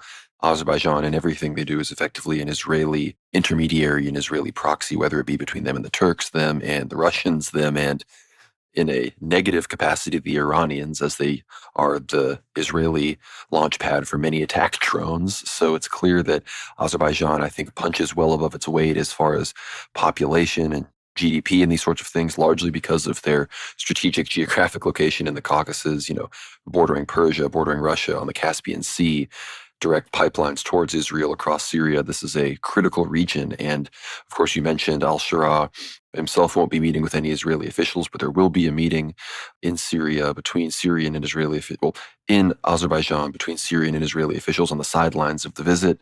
This is reported by agency France Presse, quoting Syrian officials. So this is obviously big news. In the George McMillan episode, which again I recommend everybody watch as soon as you can, he discusses how Azerbaijan is going to be critical in implementing a lot of these planned ethnic uprisings in Iran, specifically with the Azeri and the Kurdish populations there that they want to rise up, that in many ways they thought would rise up in the aftermath of the massive Israeli campaign against the Iranian regime and the threats of a decapitation strike. But this all again comes back to what we know is directionally the future Russo-Turkish conflict. And if Russia was smart, and we're hearing reports, apparently this week, we recently heard the third Ilyushin 76 military transport aircraft touchdown in Armenia. We already know there was that failed Russian-backed coup attempt. Armenia is signing these deals with Turkey and Azerbaijan that prevents Russian peacekeepers, Russian PMCs, any sort of Russian officials from being involved near the Zangezur corridor, being involved near the Azeri border. The Russian peacekeepers have all left Artsakh and all of these places. So Russia is very much getting pushed out of this region. But if we see with these planes, we saw that attempted coup. If Russia knew what is good for it, they would be leaning on whatever contacts they have within the Kurds, which I'm sure is very small because the Kurds are largely United States proxy. And they'd be leaning, of course, on the Armenians to counter the Azeris who are about to go against Russian interests in the Caucasus, go against Iranian interests in Iran, exclusively pushing forward Israeli interests. The Russians need to finally see through their silly, I don't understand quite why. I think it's because of large lobbies within their country. They need to see through their Israeli Azeri rose-tinted glasses and realize that they are a European Christian country and have no reason protecting their enemy Israel from their ally Iran, and they have no reason calling their enemies Azerbaijan and Turkey their enemies, their allies, when they are in fact their enemies. And so the Russians need to sort of get a handle on this. Of course, the Kurds, the PKK have started to lay down their arms. I'm going to discuss this really quick before we discuss what's going on in Syria. But on July 11th, a group from the PKK terrorist organization, they destroyed their weapons in the city of Suleymania, Iraq, in a ceremony witnessed by Turkish intelligence officials, Iraqi KRG security officials, and civil society representatives. The weapon destruction took place in the Sirdas district. The PKK members gathered in a cave within the boundaries of the Sirdas sub-district before emerging with their weapons to join the assembled crowd. The terrorists then destroyed their weapons by throwing them into a large cauldron or fire. In the aftermath of this and other moves that have been made by Öcalan and the leadership of the PKK towards the agreements made a few months ago, Erdogan delivered what he called a historic speech on Saturday following the announcement that the PKK terrorist group has laid down its arms. Speaking at the 32nd Justice and Development Party consultation and evaluation meeting, Erdogan declared the beginning of a new era for Turkey, declaring that today the gates of the century of Turkey have been opened wide. He talks about the 50,000 or the 60,000 civilian security personnel that have lost their lives in the 41-year battle against Kurdish terrorism. He tries to call on their Kurdish brothers to sort of call for unity within the Turkish state because there's 25 million Kurds or something in and around Turkey. So it's not like you can just write all of these people off, but this is all coming in the midst of Erdogan's major crackdown against the CHP, who in the past have enjoyed a lot of Kurdish support because the Kurds view Erdogan and his figures as more anti-Kurdish. However, Kemalist groups are also viewed with skepticism from Kurds. So Erdogan has some Kurdish support due to their Islamism, but it's sort of a complicated issue that we don't really have time to get in right now. But this is from the Cradle, the headline: Turkish police detain over 500 opposition figures in anti-CHP crackdown. This is since October 2024. Intensifying crackdown that is exclusively targeted municipalities held by the Secularist Party, according to a Reuters review of legal filings and state disclosures published on July 10th. Erdogan has defended the campaign as an effort to dismantle a corrupt octopus network with arms stretching to other parts of Turkey and abroad. His office has not responded to requests for comments on accusations of political interference. So obviously this is a massive crackdown that Erdogan seems to think he can win as far as taking down the opposition goes. So we're going to see what the future holds. Obviously, Erdogan seems to be announcing a new future for Turkey. We've been anticipating, some kind of dramatic political change there as well. But we know the prophecies talk about Erdogan's imminent fall. So I think a big buildup like this before the fall that would cause Turkey to dramatically escalate in a different political direction, which would then facilitate much more kinetic military conflicts with its neighbors and its, pseudo allies. I think this type of buildup and hype and sort of rise kind of makes sense. So that's the situation there. But in the midst of this Kurdish conflict, the other major Kurdish group involved in this sort of era and region is the SDF. This is from Jerusalem Post. This says Syria faces major challenges in efforts to integrate the U.S.-backed SDF into the military. The U.S. under Trump aims for a stable, unified Syria, including bringing the SDF into Damascus. U.S. Ambassador to Turkey Tom Barak continues to try to help Damascus achieve its goals. He has played a key role in engaging with Syria after Trump met with Syrian President al-Shara. There are many hurdles in Syria. One of them in question is integrating the U.S.-backed Syrian Democratic Forces with the new Syrian army. There are reports recently that 60% of the SDF and some of the leadership supports specifically SDF commander Muslim Abdi. They've made the decision to integrate into the Damascus government. However, 40% of the SDF are gearing up for war and do not support any of that integration. Apparently, there are now major clashes between mostly SDF and SNA, Syrian National Army factions, which are very much effectively Turkish-backed ISIS. And now apparently even Syrian army, HTS derivative groups are also engaging the SDF. So it appears that this large minority might be succeeding in cleaving the SDF away from Syria. But in the midst of all of this, of course, I discussed on my live stream the big Herakli, I believe it is, clan uprising in Iraqi Kurdistan. So the current Peshmerga clan-led government is having a major uprising that may succeed in overthrowing them, which I think the Turks are really worrying about.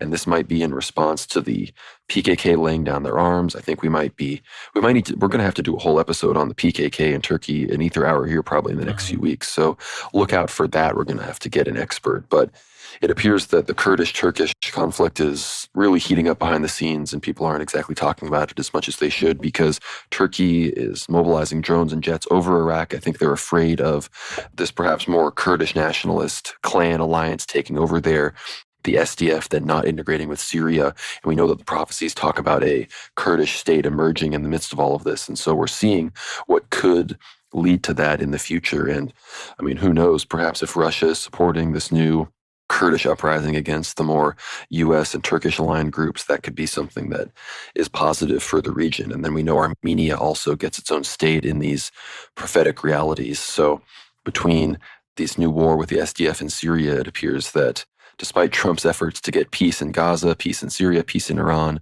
none of these ceasefires are holding, as of course Israel is the warmongering party, and it's clear that World War III is actually here, despite what everyone who claims that nothing ever happens wants to say. But I guess if you have any thoughts on Syria, Dimitri, I would love to hear it before we move on to Ukraine, because, of course, Turkey, they've always been proposing themselves as a place for Russia-Ukraine negotiations, but I think specifically with Turkey's proximity to Russia, Ukraine, that it'll be very clear how this escalation could occur because Turkey effectively touches all of Russia's proxies at this point, between being so close to Crimea and Ukraine, the heavy involvement in Syria, the major involvement in the Caucasus, and even, of course, the involvements in Libya and elsewhere.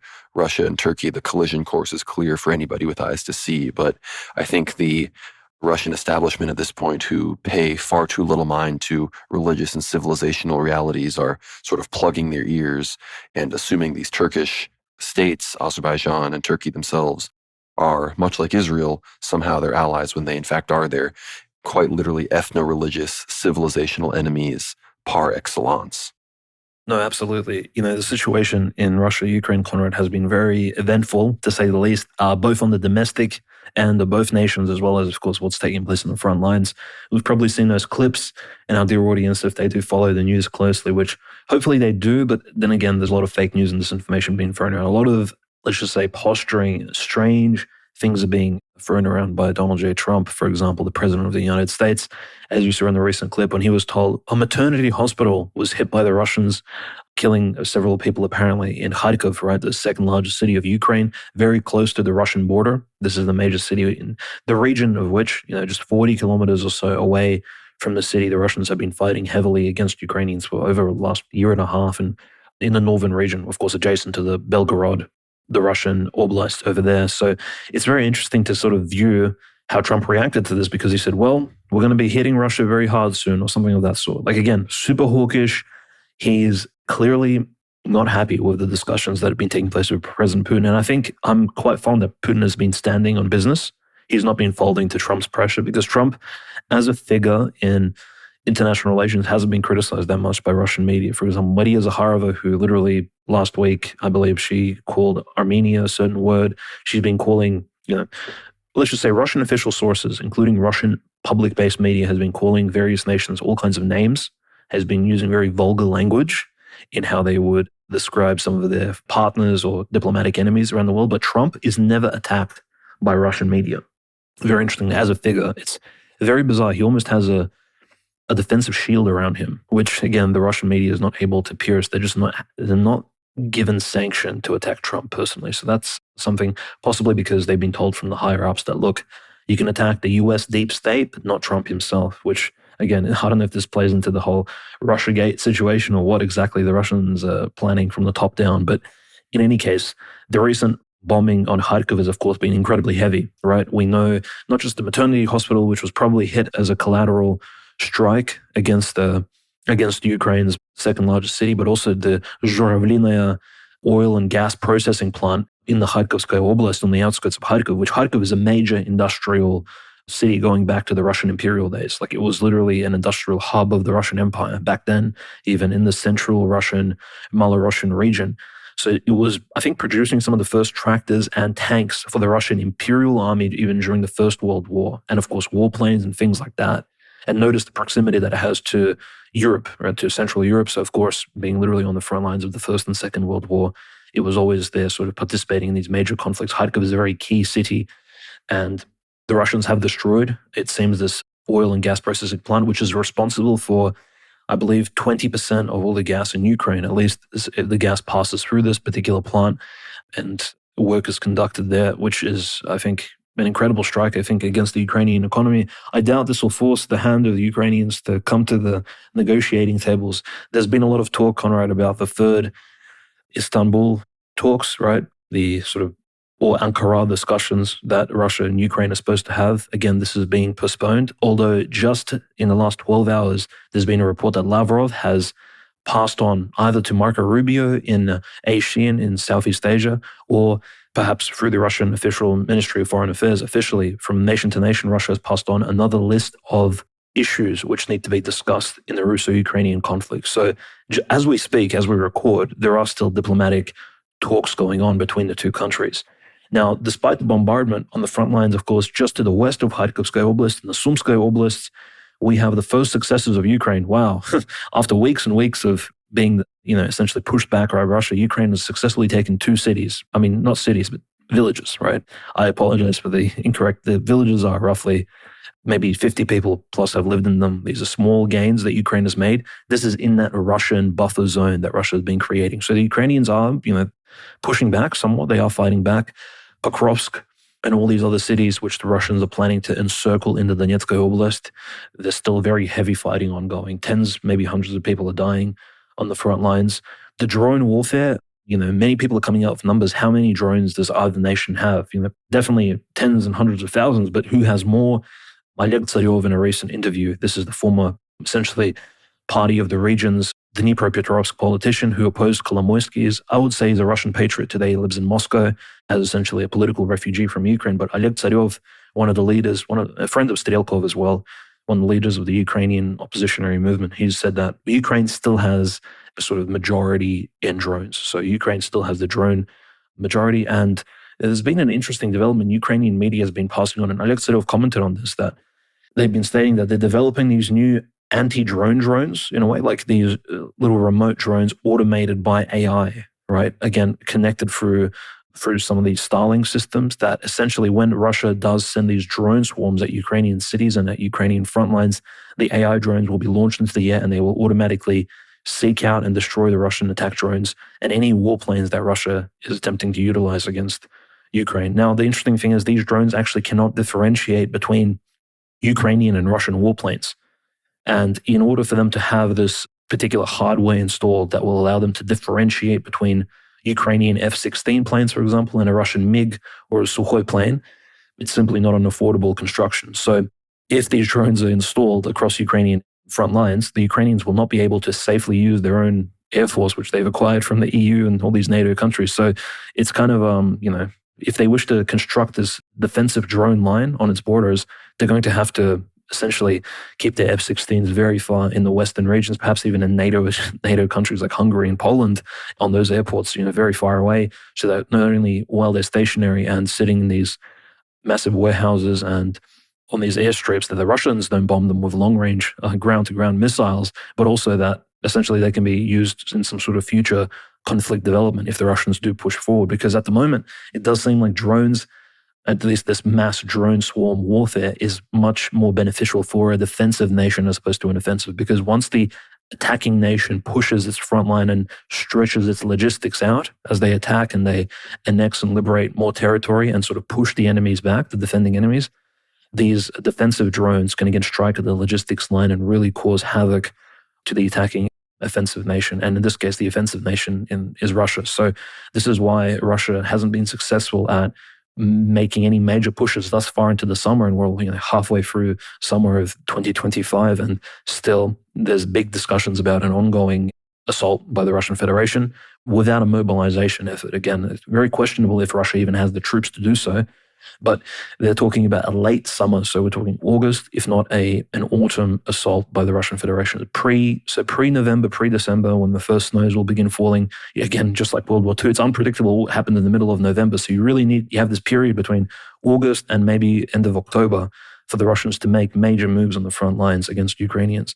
And for all intents and purposes, Ukraine, it appears, is not actually going to be the attacking country. Naturally, commentators in the Russian political sphere have been stating that there's always a possibility that the commander of the Ukrainian armed forces, Syrsky, is preparing another Kursk 2.0 operation, just like August 2024, when that surprise Kursk offensive took the Russians essentially unaware. And in a moment, I'll discuss exactly how that was conducted and the recent suicide of the former minister of transport in Russia. This is the first time a minister of the Russian Federation actually committed suicide, and this is a pretty big deal, I think. But there is a possibility that Ukrainians at any point will prepare a strike force of between 5,000 and 10,000 people across the border somewhere, especially in Kursk, Bryansk, Belgorod, and they'll attempt to take Russian land. So I think the Russians are very much aware of that. And frontline warfare is very much ongoing. The Russians are making incremental gains, but Ukraine is pushing back in the Sumska Oblast, not willing to give Russians another territory. And heavy strikes, I think, Conrad, you'll probably agree, this has been the most drone-struck week, or the last 2 weeks, I would say.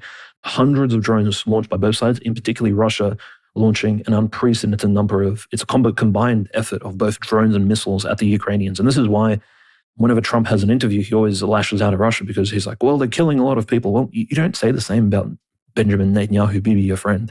So the double standards, the hypocrisy here is very clear from the Trump administration. Bibi can kill tens of thousands of Palestinian babies and women and children. Trump will not even raise an eyebrow. But if President Putin strikes the military targets within Ukraine, suddenly it's the end of the world. So again, the double standards here need to be completely sort of taken aside and cleaned up, because again, no one really trusts Trump's rhetoric at this point. But as I said, the minister who committed suicide in Russia, this is an important piece of news, because he was his second in charge in the Kursk Oblast, at least during his. So this minister was the leader of the Kursk Oblast before the SMO took place, or even during the SMO period. Mind you, the new governor of the Kursk Oblast today is an Ashkenazi Jew named Alexander Hinstein. Now, for those aware of domestic Russian politics, Hinstein is a well-known anti-Russian, I don't want to say anti-Orthodox, but inherently he is. He was pushing liberal Russian political reforms for a long time now. He's a really snakish figure. He was accusing Russians of anti-Semitism and pushing. This is someone related to Ber Lazar. That's the current governor of Kursk, and he was installed, I believe it was late last year. So this is a very negative trait. There's a literal Jew running Russian affairs in the Kursk Oblast, very concerning. And yes, he is a united Russia. President Putin, essentially people call him President Putin's lawyer, but he's a very questionable figure. If you watch any debates that Hinstein has had in the past on Russian television against Russian nationalists and against Russian patriots, this is a very deplorable figure who most likely doesn't like Nicholas II, and he would accuse the Russian Empire of being an anti-Semitic state in the past. So now, it's not a nice guy. But the Russian minister who committed suicide, he shot himself in Moscow after he was fired by President Putin. So he was the minister of transport of the entire Russian Federation, a key position in the cabinet. And he had a brief meeting with President Putin, after which he was fired officially for unknown reasons. Mind you, who made him the Minister of Transport of the Russian Federation? Who recommended him? And this is clear even from a clear encyclopedia, Wikipedia reading. He was recommended for the position by the Prime Minister of Russia, Mikhail Mishustin, who is a half Armenian, half Jewish, former head of the Russian IRS, former head of taxation, now the Prime Minister of Russia, the second man in charge of the Russian Federation. Interesting ethnic background as well, given the northern Middle East, Southern Caucasus political discussion we just had. So Mikhail Mishustin on the 11th of May, 2024, recommended Roman Stavroid as to be the head of the transportation in the entire country. 1 year later, well, just this week in July, he was fired by Putin, and the next day he shot himself in his own car with an award pistol. So this is like a pistol that was given to him by the Russian military as alongside of a medal for, essentially assisting the war effort. There's debates about whether or not he was assassinated or whether or not he actually did commit suicide after being fired. Although, mind you, he was investigated for corruption, right? Regionally speaking, in Kursk. Apparently, the biggest accusation against him was that, and this is a bit esoteric because apparently he was spending funds that were supposed to be going towards Dragon's Teeth on the border of Kursk and Ukraine and Sumy. Dragon's Teeth, I'm not referring to, of course, Jason and the Argonauts, the dragon teeth of Kolchis, which would create these like undead skeletal monsters in that legend of the pre-Trojan War Iliad legend with Hercules and, all that Greek mythological. The term dragon's teeth really has a lot of power, I think, in this entire regional conflict and in general in European mythology. But the dragon's teeth are these concrete steel reinforced constructions which prevent tanks from driving across certain roads, highways, and walkways, right? Because they essentially stop a tank in its tracks. And these dragon's teeth resources were apparently through corruption and fraud robbed by Mr. Roman Stavroid, the Minister of Transport. And this is why he was fired by Putin. Most likely he would have gone to jail. People are saying there was a criminal investigation for him. And this is incredibly, of course, concerning that a Russian minister, someone in the highest position, would again be so corrupt. What does this really say about the domestic integrity? And he shot himself out of shame. Now, the reason why I don't necessarily inherently believe in the suicide resolution is because, well, there's been many other ministers who were caught, red-handed for corruption in Russia. None of them really have committed suicide in the past, right? You don't get very long sentences for corruption in the Russian Federation. As we recently saw, Timur Ivanov, the second in charge of the defense ministry of Russia under Shoigu, Sergei Kozhegyotovich, Timur Ivanov, whose wife lives in Tel Aviv, Israel, by the way, today. Yes, he divorced his wife at the beginning of the SMO. Interesting timing. But the very fact that the second man in charge of the Russian Ministry of Defense had a wife who lived in Tel Aviv, Israel, and had a joint citizenship between Russian Federation and Israel is already, I think, an inherent conflict of interest, security concern for the country, which wasn't paid attention to. But Timur Ivanov was sentenced this week to 13 years of jail, and his second in charge was sentenced to 12 years in jail for robbing essentially the Russian state, for corruption, for stealing money from the Russian military-industrial complex, which, can you imagine the lives that this corrupt Timur Ivanov figure cost? Every million rubles probably cost the lives of tens, if not hundreds of Russians on the front lines, due to logistical issues. This man was in charge of logistics in the Russian military-industrial complex. This is a huge, I think capital punishment would have probably been the preferred punishment, but capital punishment doesn't exist in the Russian Federation today, as we know of the Kursk terrorists who are still serving out their prison times, and they're still making, court appeals and all. It's just crazy how the Russian legal system really needs to reform itself. But it's interesting, this minister commits suicide after being fired. Mysterious, never been sort of done before. And earlier in the week, this is almost at the time when we recorded our previous World War Now episode, the vice president of the largest oil company in Russia, Mr. Andrei Badalov, the vice president, second man in charge of Transneft. Transneft is responsible for 80% of oil, essentially the largest oil company in all of Russia. They're responsible for the Druzhba friendship pipeline, which fuels all of Central and Eastern Europe with oil. And, it's a major oil pipeline. Again, I believe it may be one of the largest oil companies on the entire planet in terms of actual exports via pipelines. It's a major company. He fell out of his window in his home apartment. So no conclusions given as to how a vice president of a Transneft would fall out of a window. But I'll kind of leave the audience leading to their own conclusions. There's big things taking place, I suppose. People need to be very careful not to fall out of windows. And all of this takes place, Conrad, while domestically, and you've probably heard this rumor, it was reported, it wasn't necessarily even a rumor, there was an official statement by the head of the Ural, and this is central Russia, so in Yekaterinburg, actually, I think it was even in the city itself where the Romanov martyrs were killed. He was Andrei Besedin, the head of the Ural commercial office. So this is a former businessman, a big-time Russian entrepreneur, a friend of, taking in low-skilled wage migration from Central Asia, a friend of cultural enrichment, shall we say, Andrei Besedin. He recently made a strange statement, and this is official, like it was reported by multiple media sources. He actually made the statement that Russia will seek to, in the Sverdlovsk Oblast, import up to 1 million Indians by the end of 2025. Now, I think that number is a little bit large. To import 1 million Indian workers into Russia by the end of 2025 is, it's a little bit too much. Even by logistical standards, probably not even possible, right? However, he didn't find that statement strange. He never corrected himself. He never came out and said, well, I didn't mean 1 million. I meant 100,000. I meant 50,000. I meant 1,000. He just said that as if it's normal. For him, this was a normative statement and an acceptable, even turn of phrase. The number 1 million Indian workers to be imported into Russia to work on Russian sites and, either in the SMO zone or anywhere in Russian cities, essentially a demographic replacement, for lack of a better term, was somehow normal for Mr. Besedin. And because the Russians began complaining about this on social media, on Telegram channels, especially Russian veterans and people in front were like, hold on, what do you mean 1 million Indian immigrants? What are you talking about? The official Ministry of Commerce in Russia came out and said, no. We have a quota of 75 or so, 74, I believe, thousand Indians. And because we have this quota, it's not possible for 1 million Indians to come into Russia because the quota is currently set as a threshold of 74, 75,000 Indians. But simply telling us what the quota is doesn't resolve the issue that this particular man, the head of the Central Russian Commercial Ural Department, has openly stated that he plans to bring in 1 million Indians, and that's a good thing.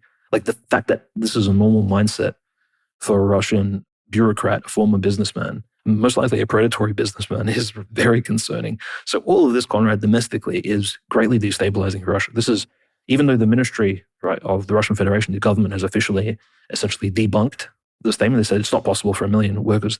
The fact that the rumor is even out there is already a net negative, right? This is a kind of a bad cultural trait to have. And overall, I'll just give some of the drone numbers. They're absolutely incredible. So the Russians, over the past week on the front lines, they shot down 1 Neptune missile. These are huge long-range Ukrainian missiles, which can cause insane destruction. 35 other aerial bombs, 6 HIMARS projectiles, and over 1,988 Ukrainian drones. It's almost 140 or so Ukrainian drones per day. No, more than that, almost 200 drones per day just this week. So Ukraine has also been sending the drones in swarms at the Russian front lines, and the Russian air defense systems have been shooting them down. So the war is very much ongoing. There's a lot of hot discussions domestically, as well as, I would say, actually in the trenches itself. And there's a lot of little news stories which probably aren't necessarily relevant for the show itself, but we'll cover them on our Telegram. So stay tuned, because again, what takes place on the front lines is directly responsible for how the Ukrainian government unfortunately treats just the Orthodox Church and the Russian people. And I think it will impact the coming hot and, of course, escalatory World War III, especially in the context of, and this is the last news story I'll mention, Macron and essentially the EU, NATO has proposed, I think Macron in particular with Keir Starmer proposed to send 50,000 peacekeepers. They said, we have 50,000 troops, so French and British troops, most likely Germans too, ready to be transported to Ukraine to hold a ceasefire line. Can you imagine 50,000? So they would turn central Ukraine, the Dnieper region, into an Afghanistan with international peacekeepers. If a ceasefire like this, if a peace is reached like such as this, which will have NATO troops positioned in central Ukraine to keep the peace, I'm not even going to mention the consequences of that. Incredibly negative, both for Russians, for the Orthodox Church in Ukraine, as well as, I think, geopolitical interests of the axis of resistance, the Russian Federation in general. Russia cannot allow the French, the British, or any of these NATO-aligned nations to send any number of troops to central Ukraine under some sort of agreement. So Macron's proposal needs to be cut down, at the stem at this point. So very, very sort of eventful week, Conrad. Thank you for giving me the time to sort of cover it. No, there's so many things going on regarding Russia, Ukraine, and these other places. I mean, we almost forgot to even discuss what's going on in Gaza with the dozens of casualties the IDF is taking, their massive bunker-busting attacks on the Hamas bases in Beit Hanun, and just in general how they're still taking L's despite the fact that they have literally leveled the entire strip and have genocided hundreds of thousands of Palestinians. But on the Russian front line, of course, the Russians, again, with their very gradual gains, have still advanced in the Kherson direction, in the Orakov direction, which is towards Zaporozhye, in the Novopavlivka direction, in the Kramatorsk direction, in the Turets direction, the Liman direction, the Kupiansk direction, and the Seversk direction, as well as a number of other directions, including towards Kharkov. So they're effectively advancing across the entire front line. The drone and cruise missile attacks are only increasing. Obviously, the Ukrainians are sending them back the other way, but the Russians are doing this because they know that the United States are increasing their sale and their provision of all sorts of different types of ammunition at this point to the Ukrainians. They're rapidly helping with air defense, interceptors. So they're going to try to be depleting these as much as they can. The Independent, not actually independent, but the newspaper website, The Independent, is reporting that Russian sources are claiming that Putin has no intention of ever meeting with Zelensky unless it is under the guise of a complete Ukrainian surrender. So the negotiation situation is obviously much farther away from the situation Trump wants it to, much like it is with Iran, much like it is with Gaza. So again, Trump coming in claiming he was going to be this great peacemaker, negotiator, who was going to end all of these conflicts before he even took office. Not a single one of them has actually ended or been resolved, and new ones are even cropping up in certain places with what's going on in the Balkans and elsewhere. So unfortunately, a lot of people fell for it when it came to the over-promising of the Trump administration. But you already mentioned the Rubio-Lavrov negotiations, Dimitri, at the ASEAN, the Association of Southeast Asian Nations, meeting in Malaysia. Rubio, he said, I think it's a new and a different approach. I wouldn't characterize it as something that guarantees a peace, but it's a concept that, that I'll take back to the president. We need to see a roadmap moving forward about how this conflict can conclude. And then we shared some ideas about what that might look like. We're going to continue to stay involved where we see opportunities to make a difference. The talks lasted about 50 minutes. The Russian Foreign Ministry issued a statement following the talks, saying the diplomats engaged in a substantive and frank exchange of views. The importance of further work to normalize the operation of both countries' diplomatic missions was emphasized. The statement reads, the Russian and U.S. foreign policy agencies will continue constructive and mutually respectful dialogue on a growing range of issues of mutual interests.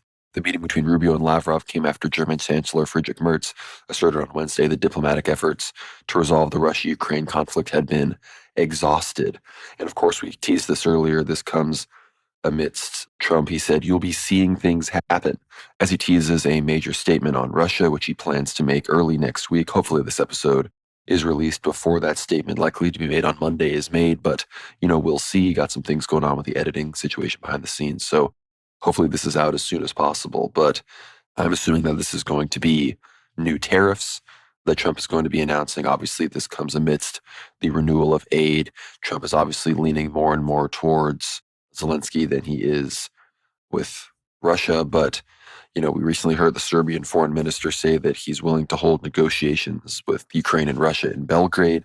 This comes, of course, amidst Serbia's sort of betrayal of Russia. They are now effectively openly supplying Ukraine with weapons. So I'm not sure Ukraine necessarily would want Serbia to be the meeting place, but potentially that could happen. I think if the Russians were to meet somewhere, Serbia is a lot better than Istanbul, but we're going to have to see how all of that goes. But unless you have anything else to say about the Russia-Ukraine conflict or anything else that we've discussed, Dimitri, we do need to talk a little bit about what's going on in Africa, but we can probably start to land the plane before church news here. No, absolutely. There's been some very interesting tension built up. There's diplomats leaving Tripoli in Libya on the ground. Obviously, the protests have actually continued for the last few weeks since we began covering this conflict very scarcely on the sidelines, because again, this isn't really a hot conflict in terms of world affairs, but the Libyan situation can always escalate. It's a very key country. Again, one of the proposed homelands of the Palestinian refugees, right, that was pushed by certain people in the Trump administration, as well as hawkish Israelis seeking to send Gazan Palestinians to Libya. So very interesting. General Field Marshal Haftar has been essentially pushing as a peacekeeper towards what's happening in the Libyan capital, stating that, look, they cannot withhold violence locally in the capital. Maybe he can come in as a peacekeeper. This is rumors that have been spreading. There's a huge political stalemate, essentially, in Libya. And UN officials now officially leaving the capital will again spell probably local disaster for, whatever takes place next.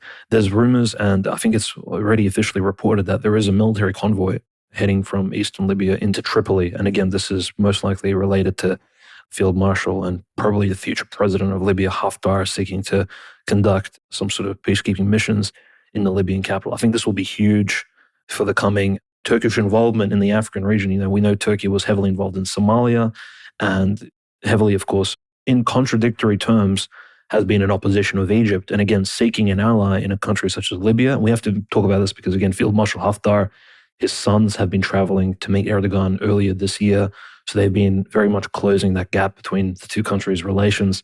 It'll be very interesting to see because the UN has already issued an appeal for calm amid the rising military tensions. Very vague terminology, but when the UN makes a statement such as this officially from New York, most likely what this means is that Libya is going to be engulfed in flames very soon. And we're not saying this is a good thing. It's just, unfortunately, the country has been in the state of destabilization. No one's even discussing the number of refugees, asylum seekers that are being found dead in the deserts of Libya, in the literal Sahara Desert, the most famous desert on earth. And President Field Marshal Haftar, most likely he'll be one of these figures that will come out leading atop of all of this. And there's been some interesting situations in Sudan as well, like a proxy war, Conrad, between the Turkic and the Arabic states. There's been essentially rapid resistance forces led by the UAE. They've been shooting down Turkish drones. At least one drone has been shot down. And of course, Turkey is supporting the official government of Sudan. This is really key because it does show that Turkey, despite its closeness to Israel and the Gulf states, UAE in particular, as we know through the recent Iran-Israel war, their closeness with Israel, it doesn't necessarily stop the two polar Sunni Muslim nations from competing in places like potentially Libya, in places like Sudan, and maybe even in countries such as Somalia and Ethiopia in the future. This is, I think, a key development because if there is a regional war that breaks out, who knows what exactly the outcome will be? Because there's central zones such as Syria, which has conflicting interests between the Turkic and the Gulf state officials, right? Those who lead Wahhabi Salafi extremists, and again, the Idlib province being backed by the Turkish military. And we're seeing the same in Sudan. This is a very unspoken about conflict, which has already led to, I believe, hundreds and thousands of dead at this point, and a lot of asylum seekers and refugees. And by the way, Sudanese refugees and migrants, asylum seekers, they're very famous around the world for essentially just being traumatized, causing all kinds of mischief. So this is like the classical Kalergi plan golemization of an unfortunate population, using them in majority European countries. So this is something, Conrad, that any destabilization in North Africa will potentially lead to a changing of demographics in Europe. And again, I think most European countries are aware of this, but they're not breaking any ties with the nations essentially causing the main destabilization efforts, the Gulf states or Israel. So it'll be very interesting to see how all of this essentially comes to a conclusion, hopefully very soon. But at this point, this conflict has been going on for years now, and there's no real peace in sight. No, it's true. The proxy war between Turkey and the United Arab Emirates and Sudan is not really spoken about, and how it draws in other actors is really anyone's guess. Russia has been supporting the Sudanese government as well. Russia does have a weirdly close relationship with the UAE. It's probably, if I had to include Russia's, bad relationships, you'd have Israel, Azerbaijan. The UAE would probably be the third country I'd include in that, misguided relationship. Of course, it's the UAE-backed Southern Transitional Council government that Russia supports in Yemen. So if the UAE is supporting the RSF in Sudan, that would make sense why Russia initially at the beginning of that conflict also supported the RSF. However, the Sudanese junta promised Russia that if they supported them, they would grant them their port on the Red Sea. So now we see Russia ostensibly allied against the UAE right now, but ostensibly on the side of Turkey, because we see these Turkish UAVs, these Turkish drones fighting on the side of, or being operated on the side of the Sudanese junta against the RSF. So very interesting developments there in East Africa, the Horn of Africa. Very similar alliances are ongoing there as well. So we're going to obviously continue to monitor the situation. The South Pacific continues to heat up as well. China advances on the Scarborough Shoal, the South Thomas Shoal against the Philippines. That continues to go on. The ASEAN summit, obviously, with the United States, all these major countries there. Asia was in the spotlight recently.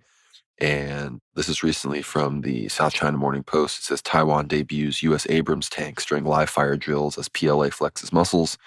Taiwanese military tests a new Abrams tank during the annual Han Kuang exercise and show force aimed at boosting morale.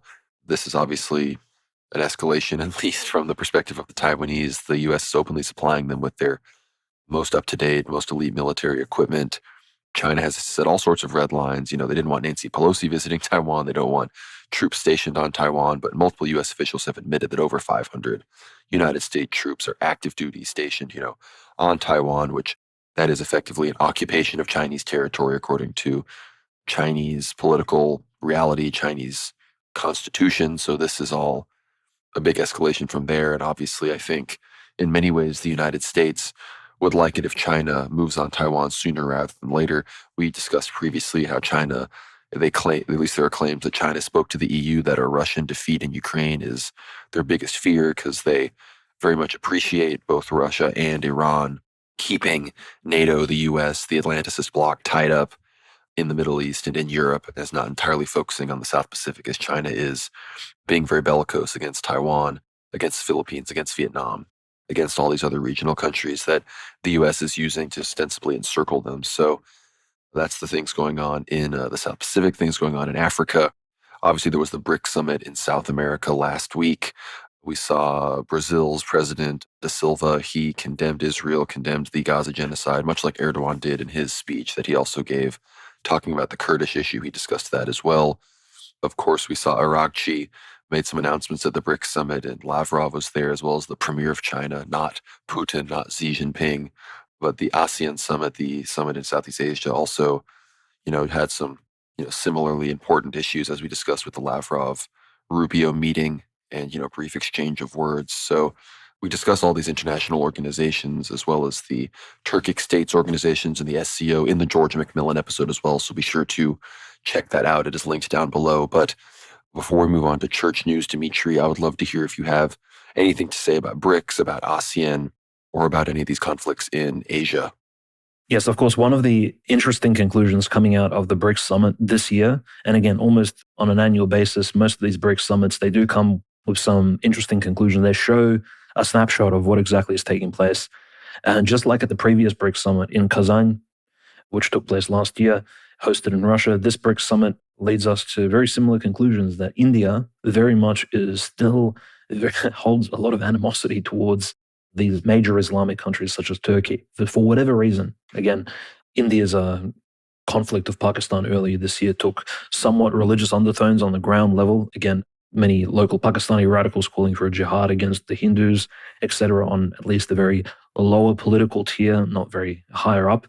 Again, Pakistan tries to position itself as a more or less Islamic, quasi-secular nation, but we know very much Pakistan is a regional supporter of Islamic terrorism. They always have been, frankly, in Afghanistan. This is going back to the Soviet years, supporting the Mujahideen and other figures. The fact that Osama bin Laden even lived on Pakistani territory unharassed for many years until he was assassinated by the Obama administration speaks volumes as to, and anyone researching Taliban history, and the Taliban are not very, these are not positive figures in terms of Central Asian history in general. You'll see that they always find support and assistance from Pakistani military officials and the espionage intelligence networks of Pakistan. But India, I think, is very much allergic, Conrad, to this growing Islamic presence in BRICS, and it denies Turkey's membership. Again, like this is almost prophetically, right? Like just as the saints clairvoyantly foretold, speaks to the absence of cooperation between Turkey and essentially the Russian Federation. And it's being denied by a more or less neutral country, in this particular case, India, right? Which doesn't really maybe even take a participatory stance in the future Russo-Greco-Turkish conflict, right? Which will take place in the Middle East and the Black Sea region. But I think it really does say that the entire world seems to be working against any sort of Russian-Turkish collaboration, even on an economic end. I think this is quite negative. The general conclusions from these BRICS discussions, again, there's a lot of discussion of agricultural cooperation, the fact that the grain deal needs to be continued between Ukraine, Russia. There was at least 11 different countries. Of course, Indonesia was officially ascended and brought into BRICS. So now BRICS is more or less growing in terms of size, Indonesia being the largest Muslim country. Most likely this is why India, by the way, being the second largest country with Muslims by population, which many people don't really know, but India does have 200 million plus Muslims, while Indonesia is, by population, the size of the United States, very surprisingly, a series of more than 1,000 plus islands in the Southeast Asian region. So we have many other countries, most of them Muslim, actually ascending or at least looking to become partners of BRICS. We have Egypt, Ethiopia, Saudi Arabia, Iran, the UAE, most of them, again, Sunni Muslim countries, but also Shia Muslim countries. It's very interesting how BRICS essentially is expanding in the Middle East. This is one of those things that in the midterm, at least, not perhaps in the short term, but in as the economy of the world strains under the various pressures, under the growing recession, under the collapse of the petrodollar, and again, the growing debt ceiling in the United States, which will influence global trade with China and these major Oriental economies, BRICS may be one of those networking systems that allows the world to transition and maybe, kind of soften the blow of the world economy as it comes to a collapse. Whether or not this happens during a war or even without a war, I think many of us can already agree that this petrodollar system is seeing its final years, if not decades, and eventually there'll be some sort of transition. Unfortunately, Conrad, I think on a more conspiratorial, eschatological angle, the coming system that will replace the petrodollar will be more akin to the mark of the beast. We're going to see CBDCs, cryptocurrency-based, digitized money. We're not returning to silver or gold anytime soon. We'll most likely see something far worse than fiat rising up. And unfortunately, I think BRICS will be a participatory nation in this major, I would say almost apocalyptic transition of the world economy to something that eventually the Antichrist will be able to utilize.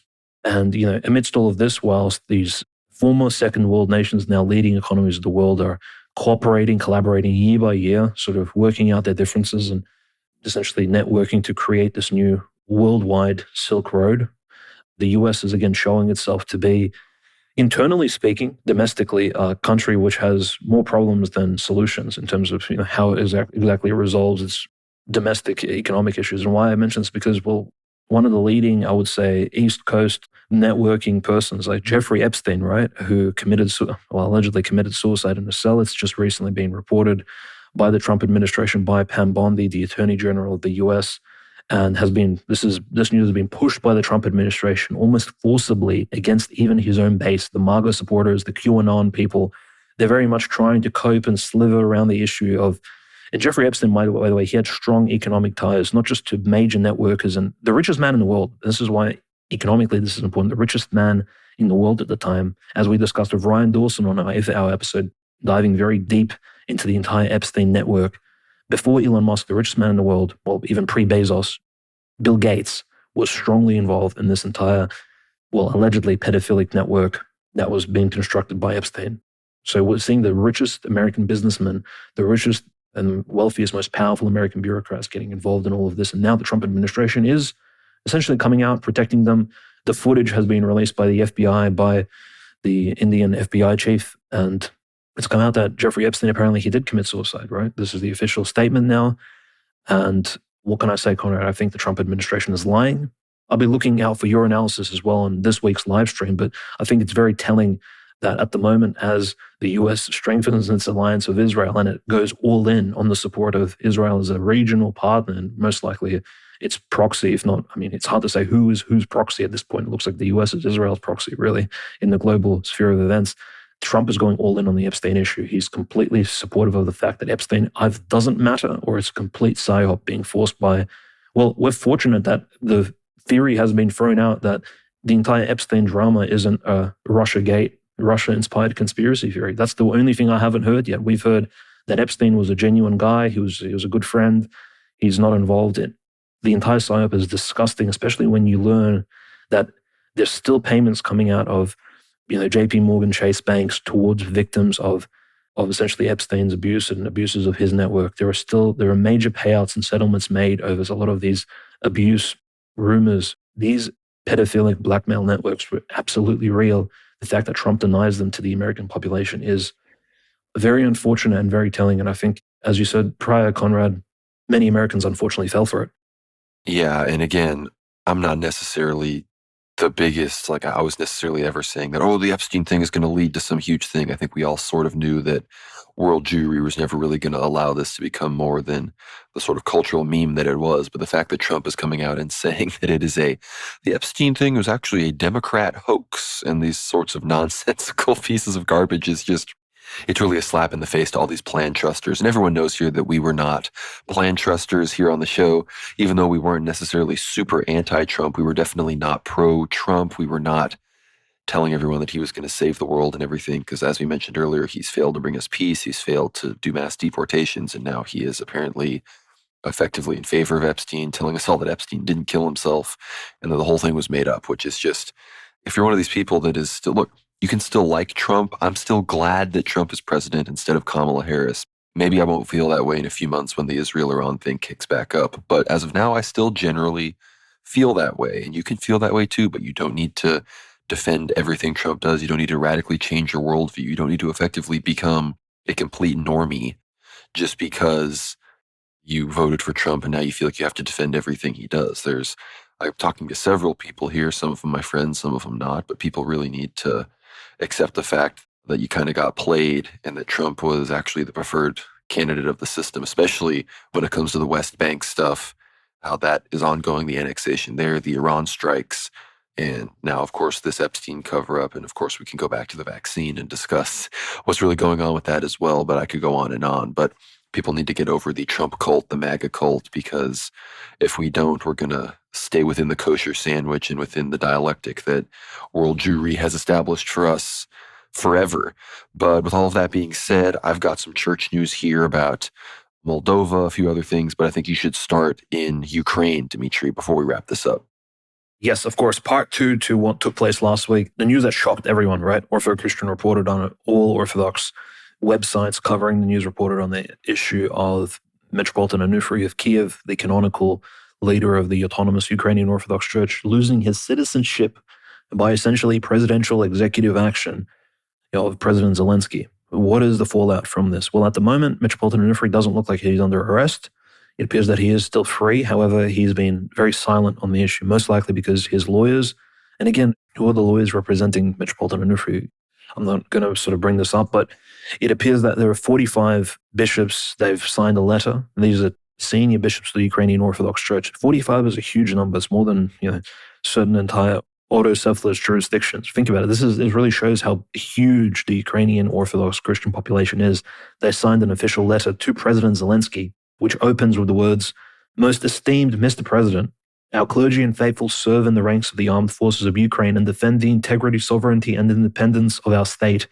Without exaggeration, it can be said that today the Ukrainian Orthodox Church, under the leadership of His Beatitude Metropolitan Onufry, is one of the largest charitable organizations in Ukraine. On behalf of millions of believers, clergy, and monastics of the Ukrainian Orthodox Church, we appeal to you, Mr. Esteemed President, the request to defend the truth, honor, dignity, and spiritual authority of one of the most respected shepherds of the multi-million member Ukrainian Orthodox Church, and to reconsider the decision to revoke the Ukrainian citizenship of His Beatitude Metropolitan of Kiev and all Ukraine, Onufry." And the letter also mentions, the fact that the Ukrainian Orthodox Church has always supported the Ukrainian armed forces, right, as an organization. And essentially it appeals to the fact that Metropolitan Onufry is a patriot of Ukraine, which I suspect we have no reason to believe that he isn't, because since the beginning of the conflict, he has spoken out in support of Zelensky. And as critical as it may be, this is a particular approach that the hierarchs of Ukraine have chosen to send an official letter. Perhaps this will be overturned. This will overturn the decision of Zelensky. Who knows? It very much reeks of desperation, unfortunately. And I say this because clearly it shows, Conrad, that without even an official letter, there's no official behind the scenes even offer that can be made to the Zelensky government. Notice, if all the bishops need to write an official letter and publish it online and send it to the Zelensky administration, this means there's no representation of Ukrainian Orthodoxy within Zelensky's administration. It's such a foreign structure to Orthodox Christianity, the official Ukrainian government bureaucracy, like at least the tip of the pyramid, that a public open statement needs to be made. And this is super concerning. And yes, I mean desperation because it reminds me of calls that unfortunately Metropolitan and then Patriarch Sergius Stargorodsky made to the Stalin government, asking him not to persecute certain hierarchs which sided with him, not the catacomb church of the Russian Orthodox Christians, and that were being persecuted and martyred across the USSR. And again, those calls for the end of persecution were not ever answered. And again, even the most loyal Stalinist bishops and clergymen were all martyred. And by 1941, there was maybe 2 or 3 reigning bishops remaining in the entire Soviet Union. So this shows you that these letters of appeal, perhaps they will be fruitful. Again, I'm not judging the hierarchs who are sending this very, shall we say, friendly letter to Zelensky, but I think we've seen historically that these sort of appeals don't really work when, the perpetual eye of Sauron, of essentially the Talmudic community, is on you. they will continue to strike you. It's a predatory group of people. They will strike you until you are completely fallen, and then they'll complain and they'll say that you're the one who started it. So very sad. And of course, Metropolitan Antoni Pakanic, this is the secretary of Metropolitan Onufri. He's spoken out that he said that the Ukrainian Orthodox Church will seek to appeal this decision within courts internationally as well as within Ukraine to see if they can overturn it. So Antoni Pakanic, one of the most, I would say, neutral, maybe even, I don't want to say pro-Russian because I don't want to draw a crosshair on him, but he has been very reasonable, one of the best bishops in Ukraine at the moment. So he said that there will be, legal repercussions. The Russian Orthodox Church in Ukraine will be seeking to find some sort of legal resolution to this issue at the moment. What's interesting, Conrad, is out of these 45 bishops, right, I believe Metropolitan Luke of Zaporozhye, but most definitely Metropolitan Feodosio of Cherkasy, right? Cherkasy, the long-suffering diocese, which had cathedrals taken, priests, clergy, laity beaten up. We've seen so much horrific footage over the last year and a half coming out of that diocese just southeast of Kiev. He didn't sign this letter because he said the letter was poorly drafted. And he said, me and other bishops did not sign this letter. We're not joined in this group of 45 bishops because we don't see this letter as being correctly put to the president. Interesting. So there seems to be a more hardliner stance within the Ukrainian Orthodox canonical hierarchy. Again, there's no real comment from the uncanonical OCU, Sergei Dymenko people, and that's probably for the better. There's no really worth commenting on those particular degenerate criminals. And, within Russia itself, an interesting sort of bit of news. This is a very deplorable woman. I'll open with this statement. She's already been criticized very harshly by priests such as Father Gennady Shkil online. He's a major Orthodox Christian YouTuber. He has, I think, over 200,000, maybe more subscribers. He promotes, again, all kinds of positive Orthodox Christian news from Russia. So Father Gennady, he criticizes the Russian member of the Duma, Nina Ostanina. And what position does she take in the Russian government? She's the chairperson of the Committee on Family, Women, Children, and Family Protection, Fatherland, Motherhood, and Childhood Affairs, right? So she's been head of this committee for the last 4 years. This woman has been apparently the lady in charge of looking into the banning of abortion, and she's been slowing the entire endeavor. So Father Gennady accuses Nina Ostanina of essentially not banning abortion across Russia.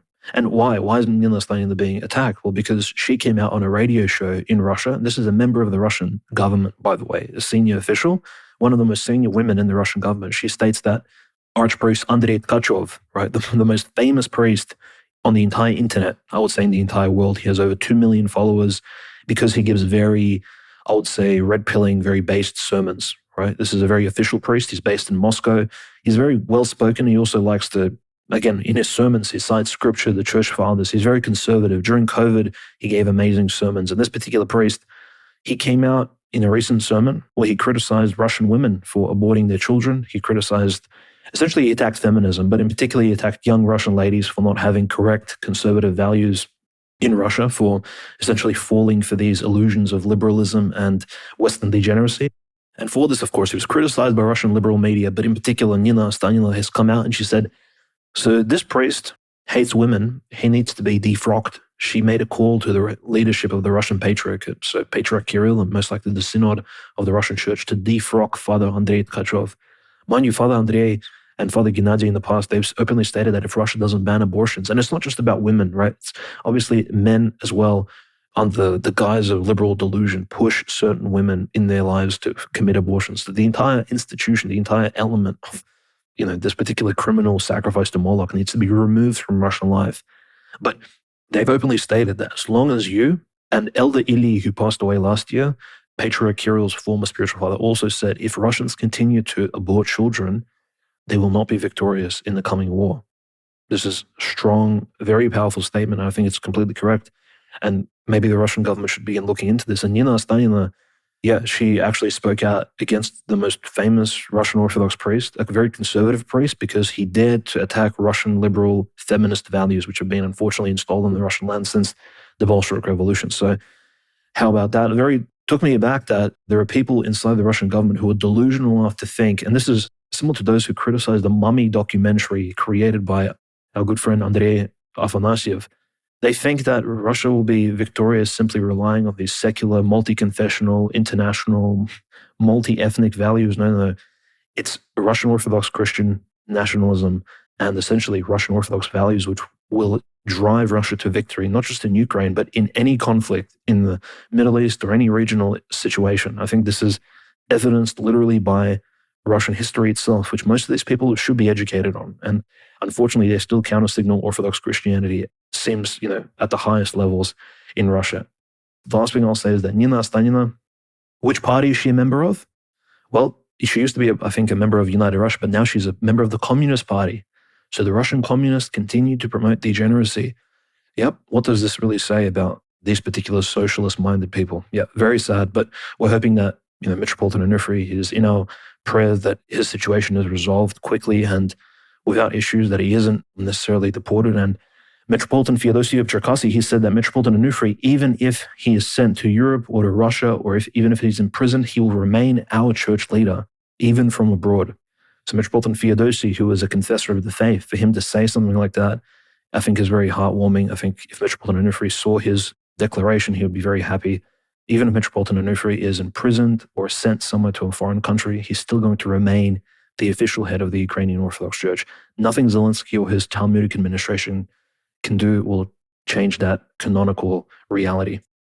That's very true, and we're going to monitor I think what you mentioned, that growing split. You've got your hardliners like Metropolitan Theodosi of Cherkasy, I'm assuming Metropolitan Luke of Melitopol and Zaporozhye, some others are among that camp, as opposed to those that, seem to be, for better or for worse, Ukrainian nationalists in their own right, while still ostensibly being at least canonical Orthodox Christians, not willing to go full retard into schism with the rest of their Ukrainian nationalist brethren. That seems to sort of be the dispute. We're going to be keeping a close eye on that. Not that we support any kind of division in the church, but I think we would obviously side with those. I mean, I can't in any way on the show endorse Ukrainian nationalism. I don't believe the Ukrainian nation is a real thing, as the modern nation state describes it. So that's that. But for a few other church news things here, of course, recently an interview on Channel 5 television in Moldova, Archbishop Marcel of Balti and Felesti, our favorite Moldovan bishop, he openly said that Moldovan authorities led by President Maia Sandu are interfering in church affairs and are clearly applying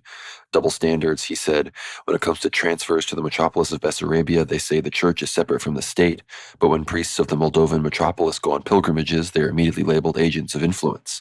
And what's the difference between holy places in one country and another? Archbishop Marcellus explained, I was not appointed by any regime, neither Moldovan nor any other. I serve the church. If someone interprets my honesty as aggression, that's not my fault. It is a defense against crude interference, he explained. The Moldovan people need prayer, and if that happens in front of holy places, wherever they may be, so be it. Deny someone that opportunity is foolish. Obviously, he's talking about when he was detained while trying to travel to the Holy Land or while trying to travel to Constantinople.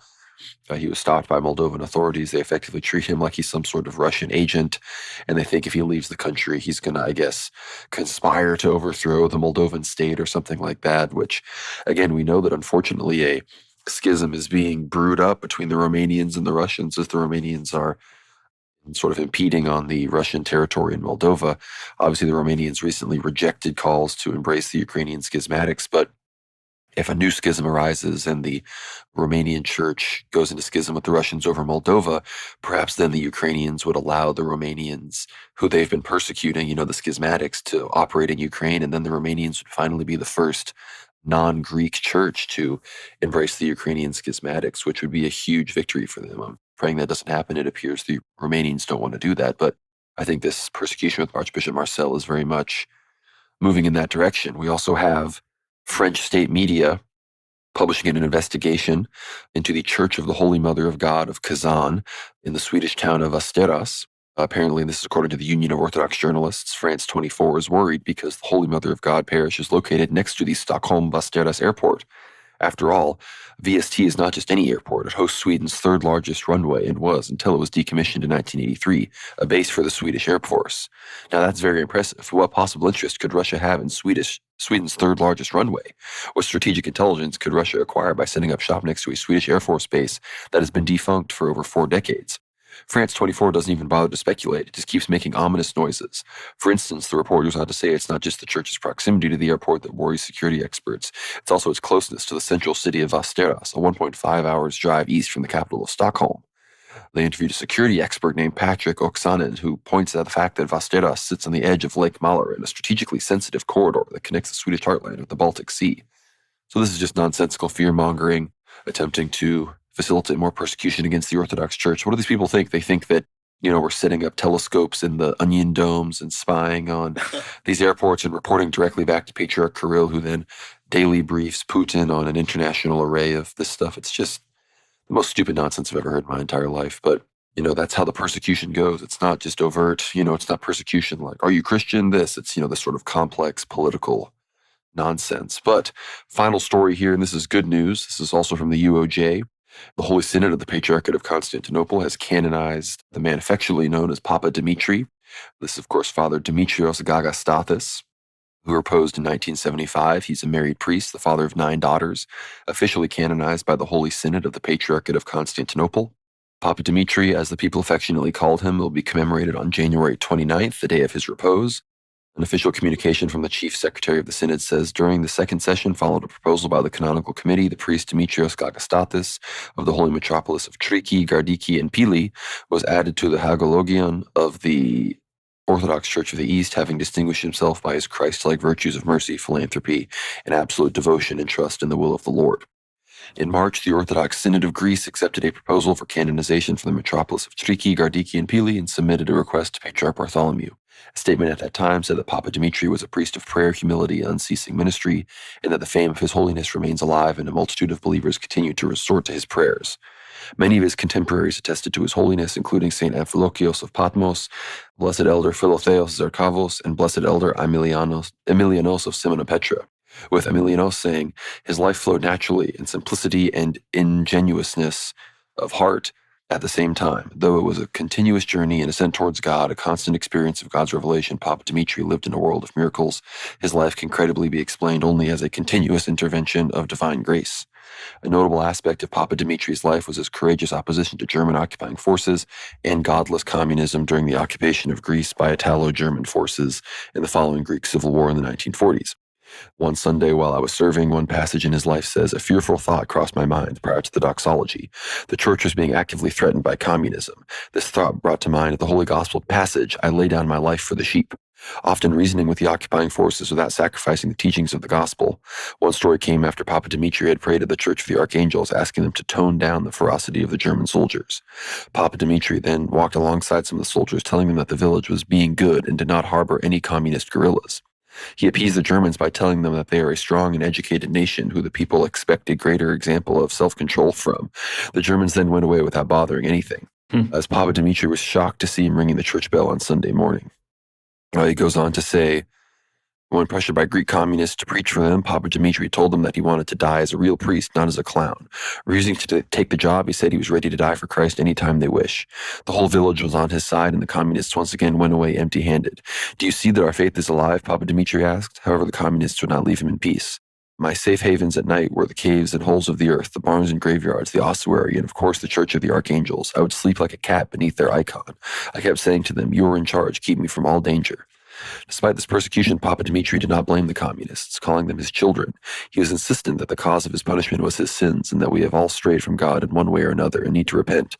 Truth will eventually conquer and reign, he said. So, quite an amazing saint.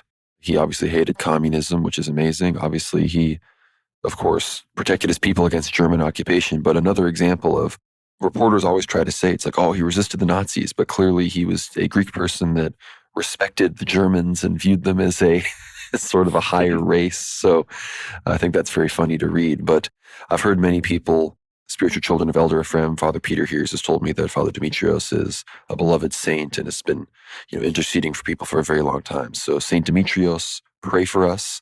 And we're here at the end of the episode. So I want to thank you all for staying tuned in here to the very end. worldwarnow.co. That is our home base. It's linked down in the description. You can get access not just to our recent George McMillan Ether Hour video, where we explore all sorts of maps and really get into the deep energy politics. And Dimitri and I really draw a lot of connections with the prophecies and what's really going to happen. It's really crazy, the connections, because George, he's not Orthodox. He's not really has not much of a clue about these prophecies, but everything he says completely lines up with the analysis that we've been providing from the saints. And this is a former military contractor with security clearance and somebody that really knows what they're talking about, is in communication constantly with people on the ground and people really behind the scenes. So it's a really interesting video. Be sure to check that out, worldwarnow.co. If you get behind the paywall to watch that, you'll also get access to hundreds of hours of Ether Hour content, interviews with Father Peter Heers, Father John Whiteford, Cameron McGregor, Dave Riley, Vince James, all sorts of other fantastic guests, Gregory Heers, Anthony Westgate, some really fantastic shows, Jay Dyer. I mean, we could go on, but be sure to check those out. You also get access to our Death of Empire documentary. First time it's provided with English subtitles, documentary about the fall of the Russian Empire from Metropolitan Tikhon Shevkino, 4.5 hours of incredible based Russian historical content. So you get so much just for $7 a month behind the paywall at the World War Now Substack. So check that out. Be sure to follow us on X at World War Now _. Follow me on X at GnomeRad. That's like a garden gnome, then RAD. Follow Dimitri at WWN Host. Be sure to follow us on Telegram at World War Now Telly. Subscribe to the YouTube channel World War Now. Like this video, whether you're watching it on Substack or on YouTube. It really helps us out. Leave a comment. Those also help us out. Be sure to subscribe to the channel again on YouTube. I do live streams there every Tuesday evening. This week and the next 2 weeks, I probably won't be. Be sure to subscribe to the World War Now Discord channel. We go on there as well. I'm probably going to be doing some open talks in the Discord channel, so look forward to that. But in the future, we're also probably going to be streaming on Substack. So maybe 3 weeks from now, the Substack streaming seems to be up. So be sure to check all of that out. But with all of that being said, worldwarnow.co, that's the home base. Thank you all again for tuning in to the very end. And I will leave you with the last words, Dimitri. Yes, of course. I think after all the news that we covered on this particular episode 126 of World War Now, most definitely keep all the Christians in the Middle East in your prayers, as well as all the Christians in Eastern Europe, because I think very serious events are most likely transpiring, not just now, but will transpire in the near future. And of course, if you can spare the time, keep myself and Conrad in your prayers as well. We really appreciate the support. And thank you to all the listeners who listened to the end of the episode. Thank you very much. Yeah, thank you all for tuning in here to the very end, and we will see you on the next one. God bless.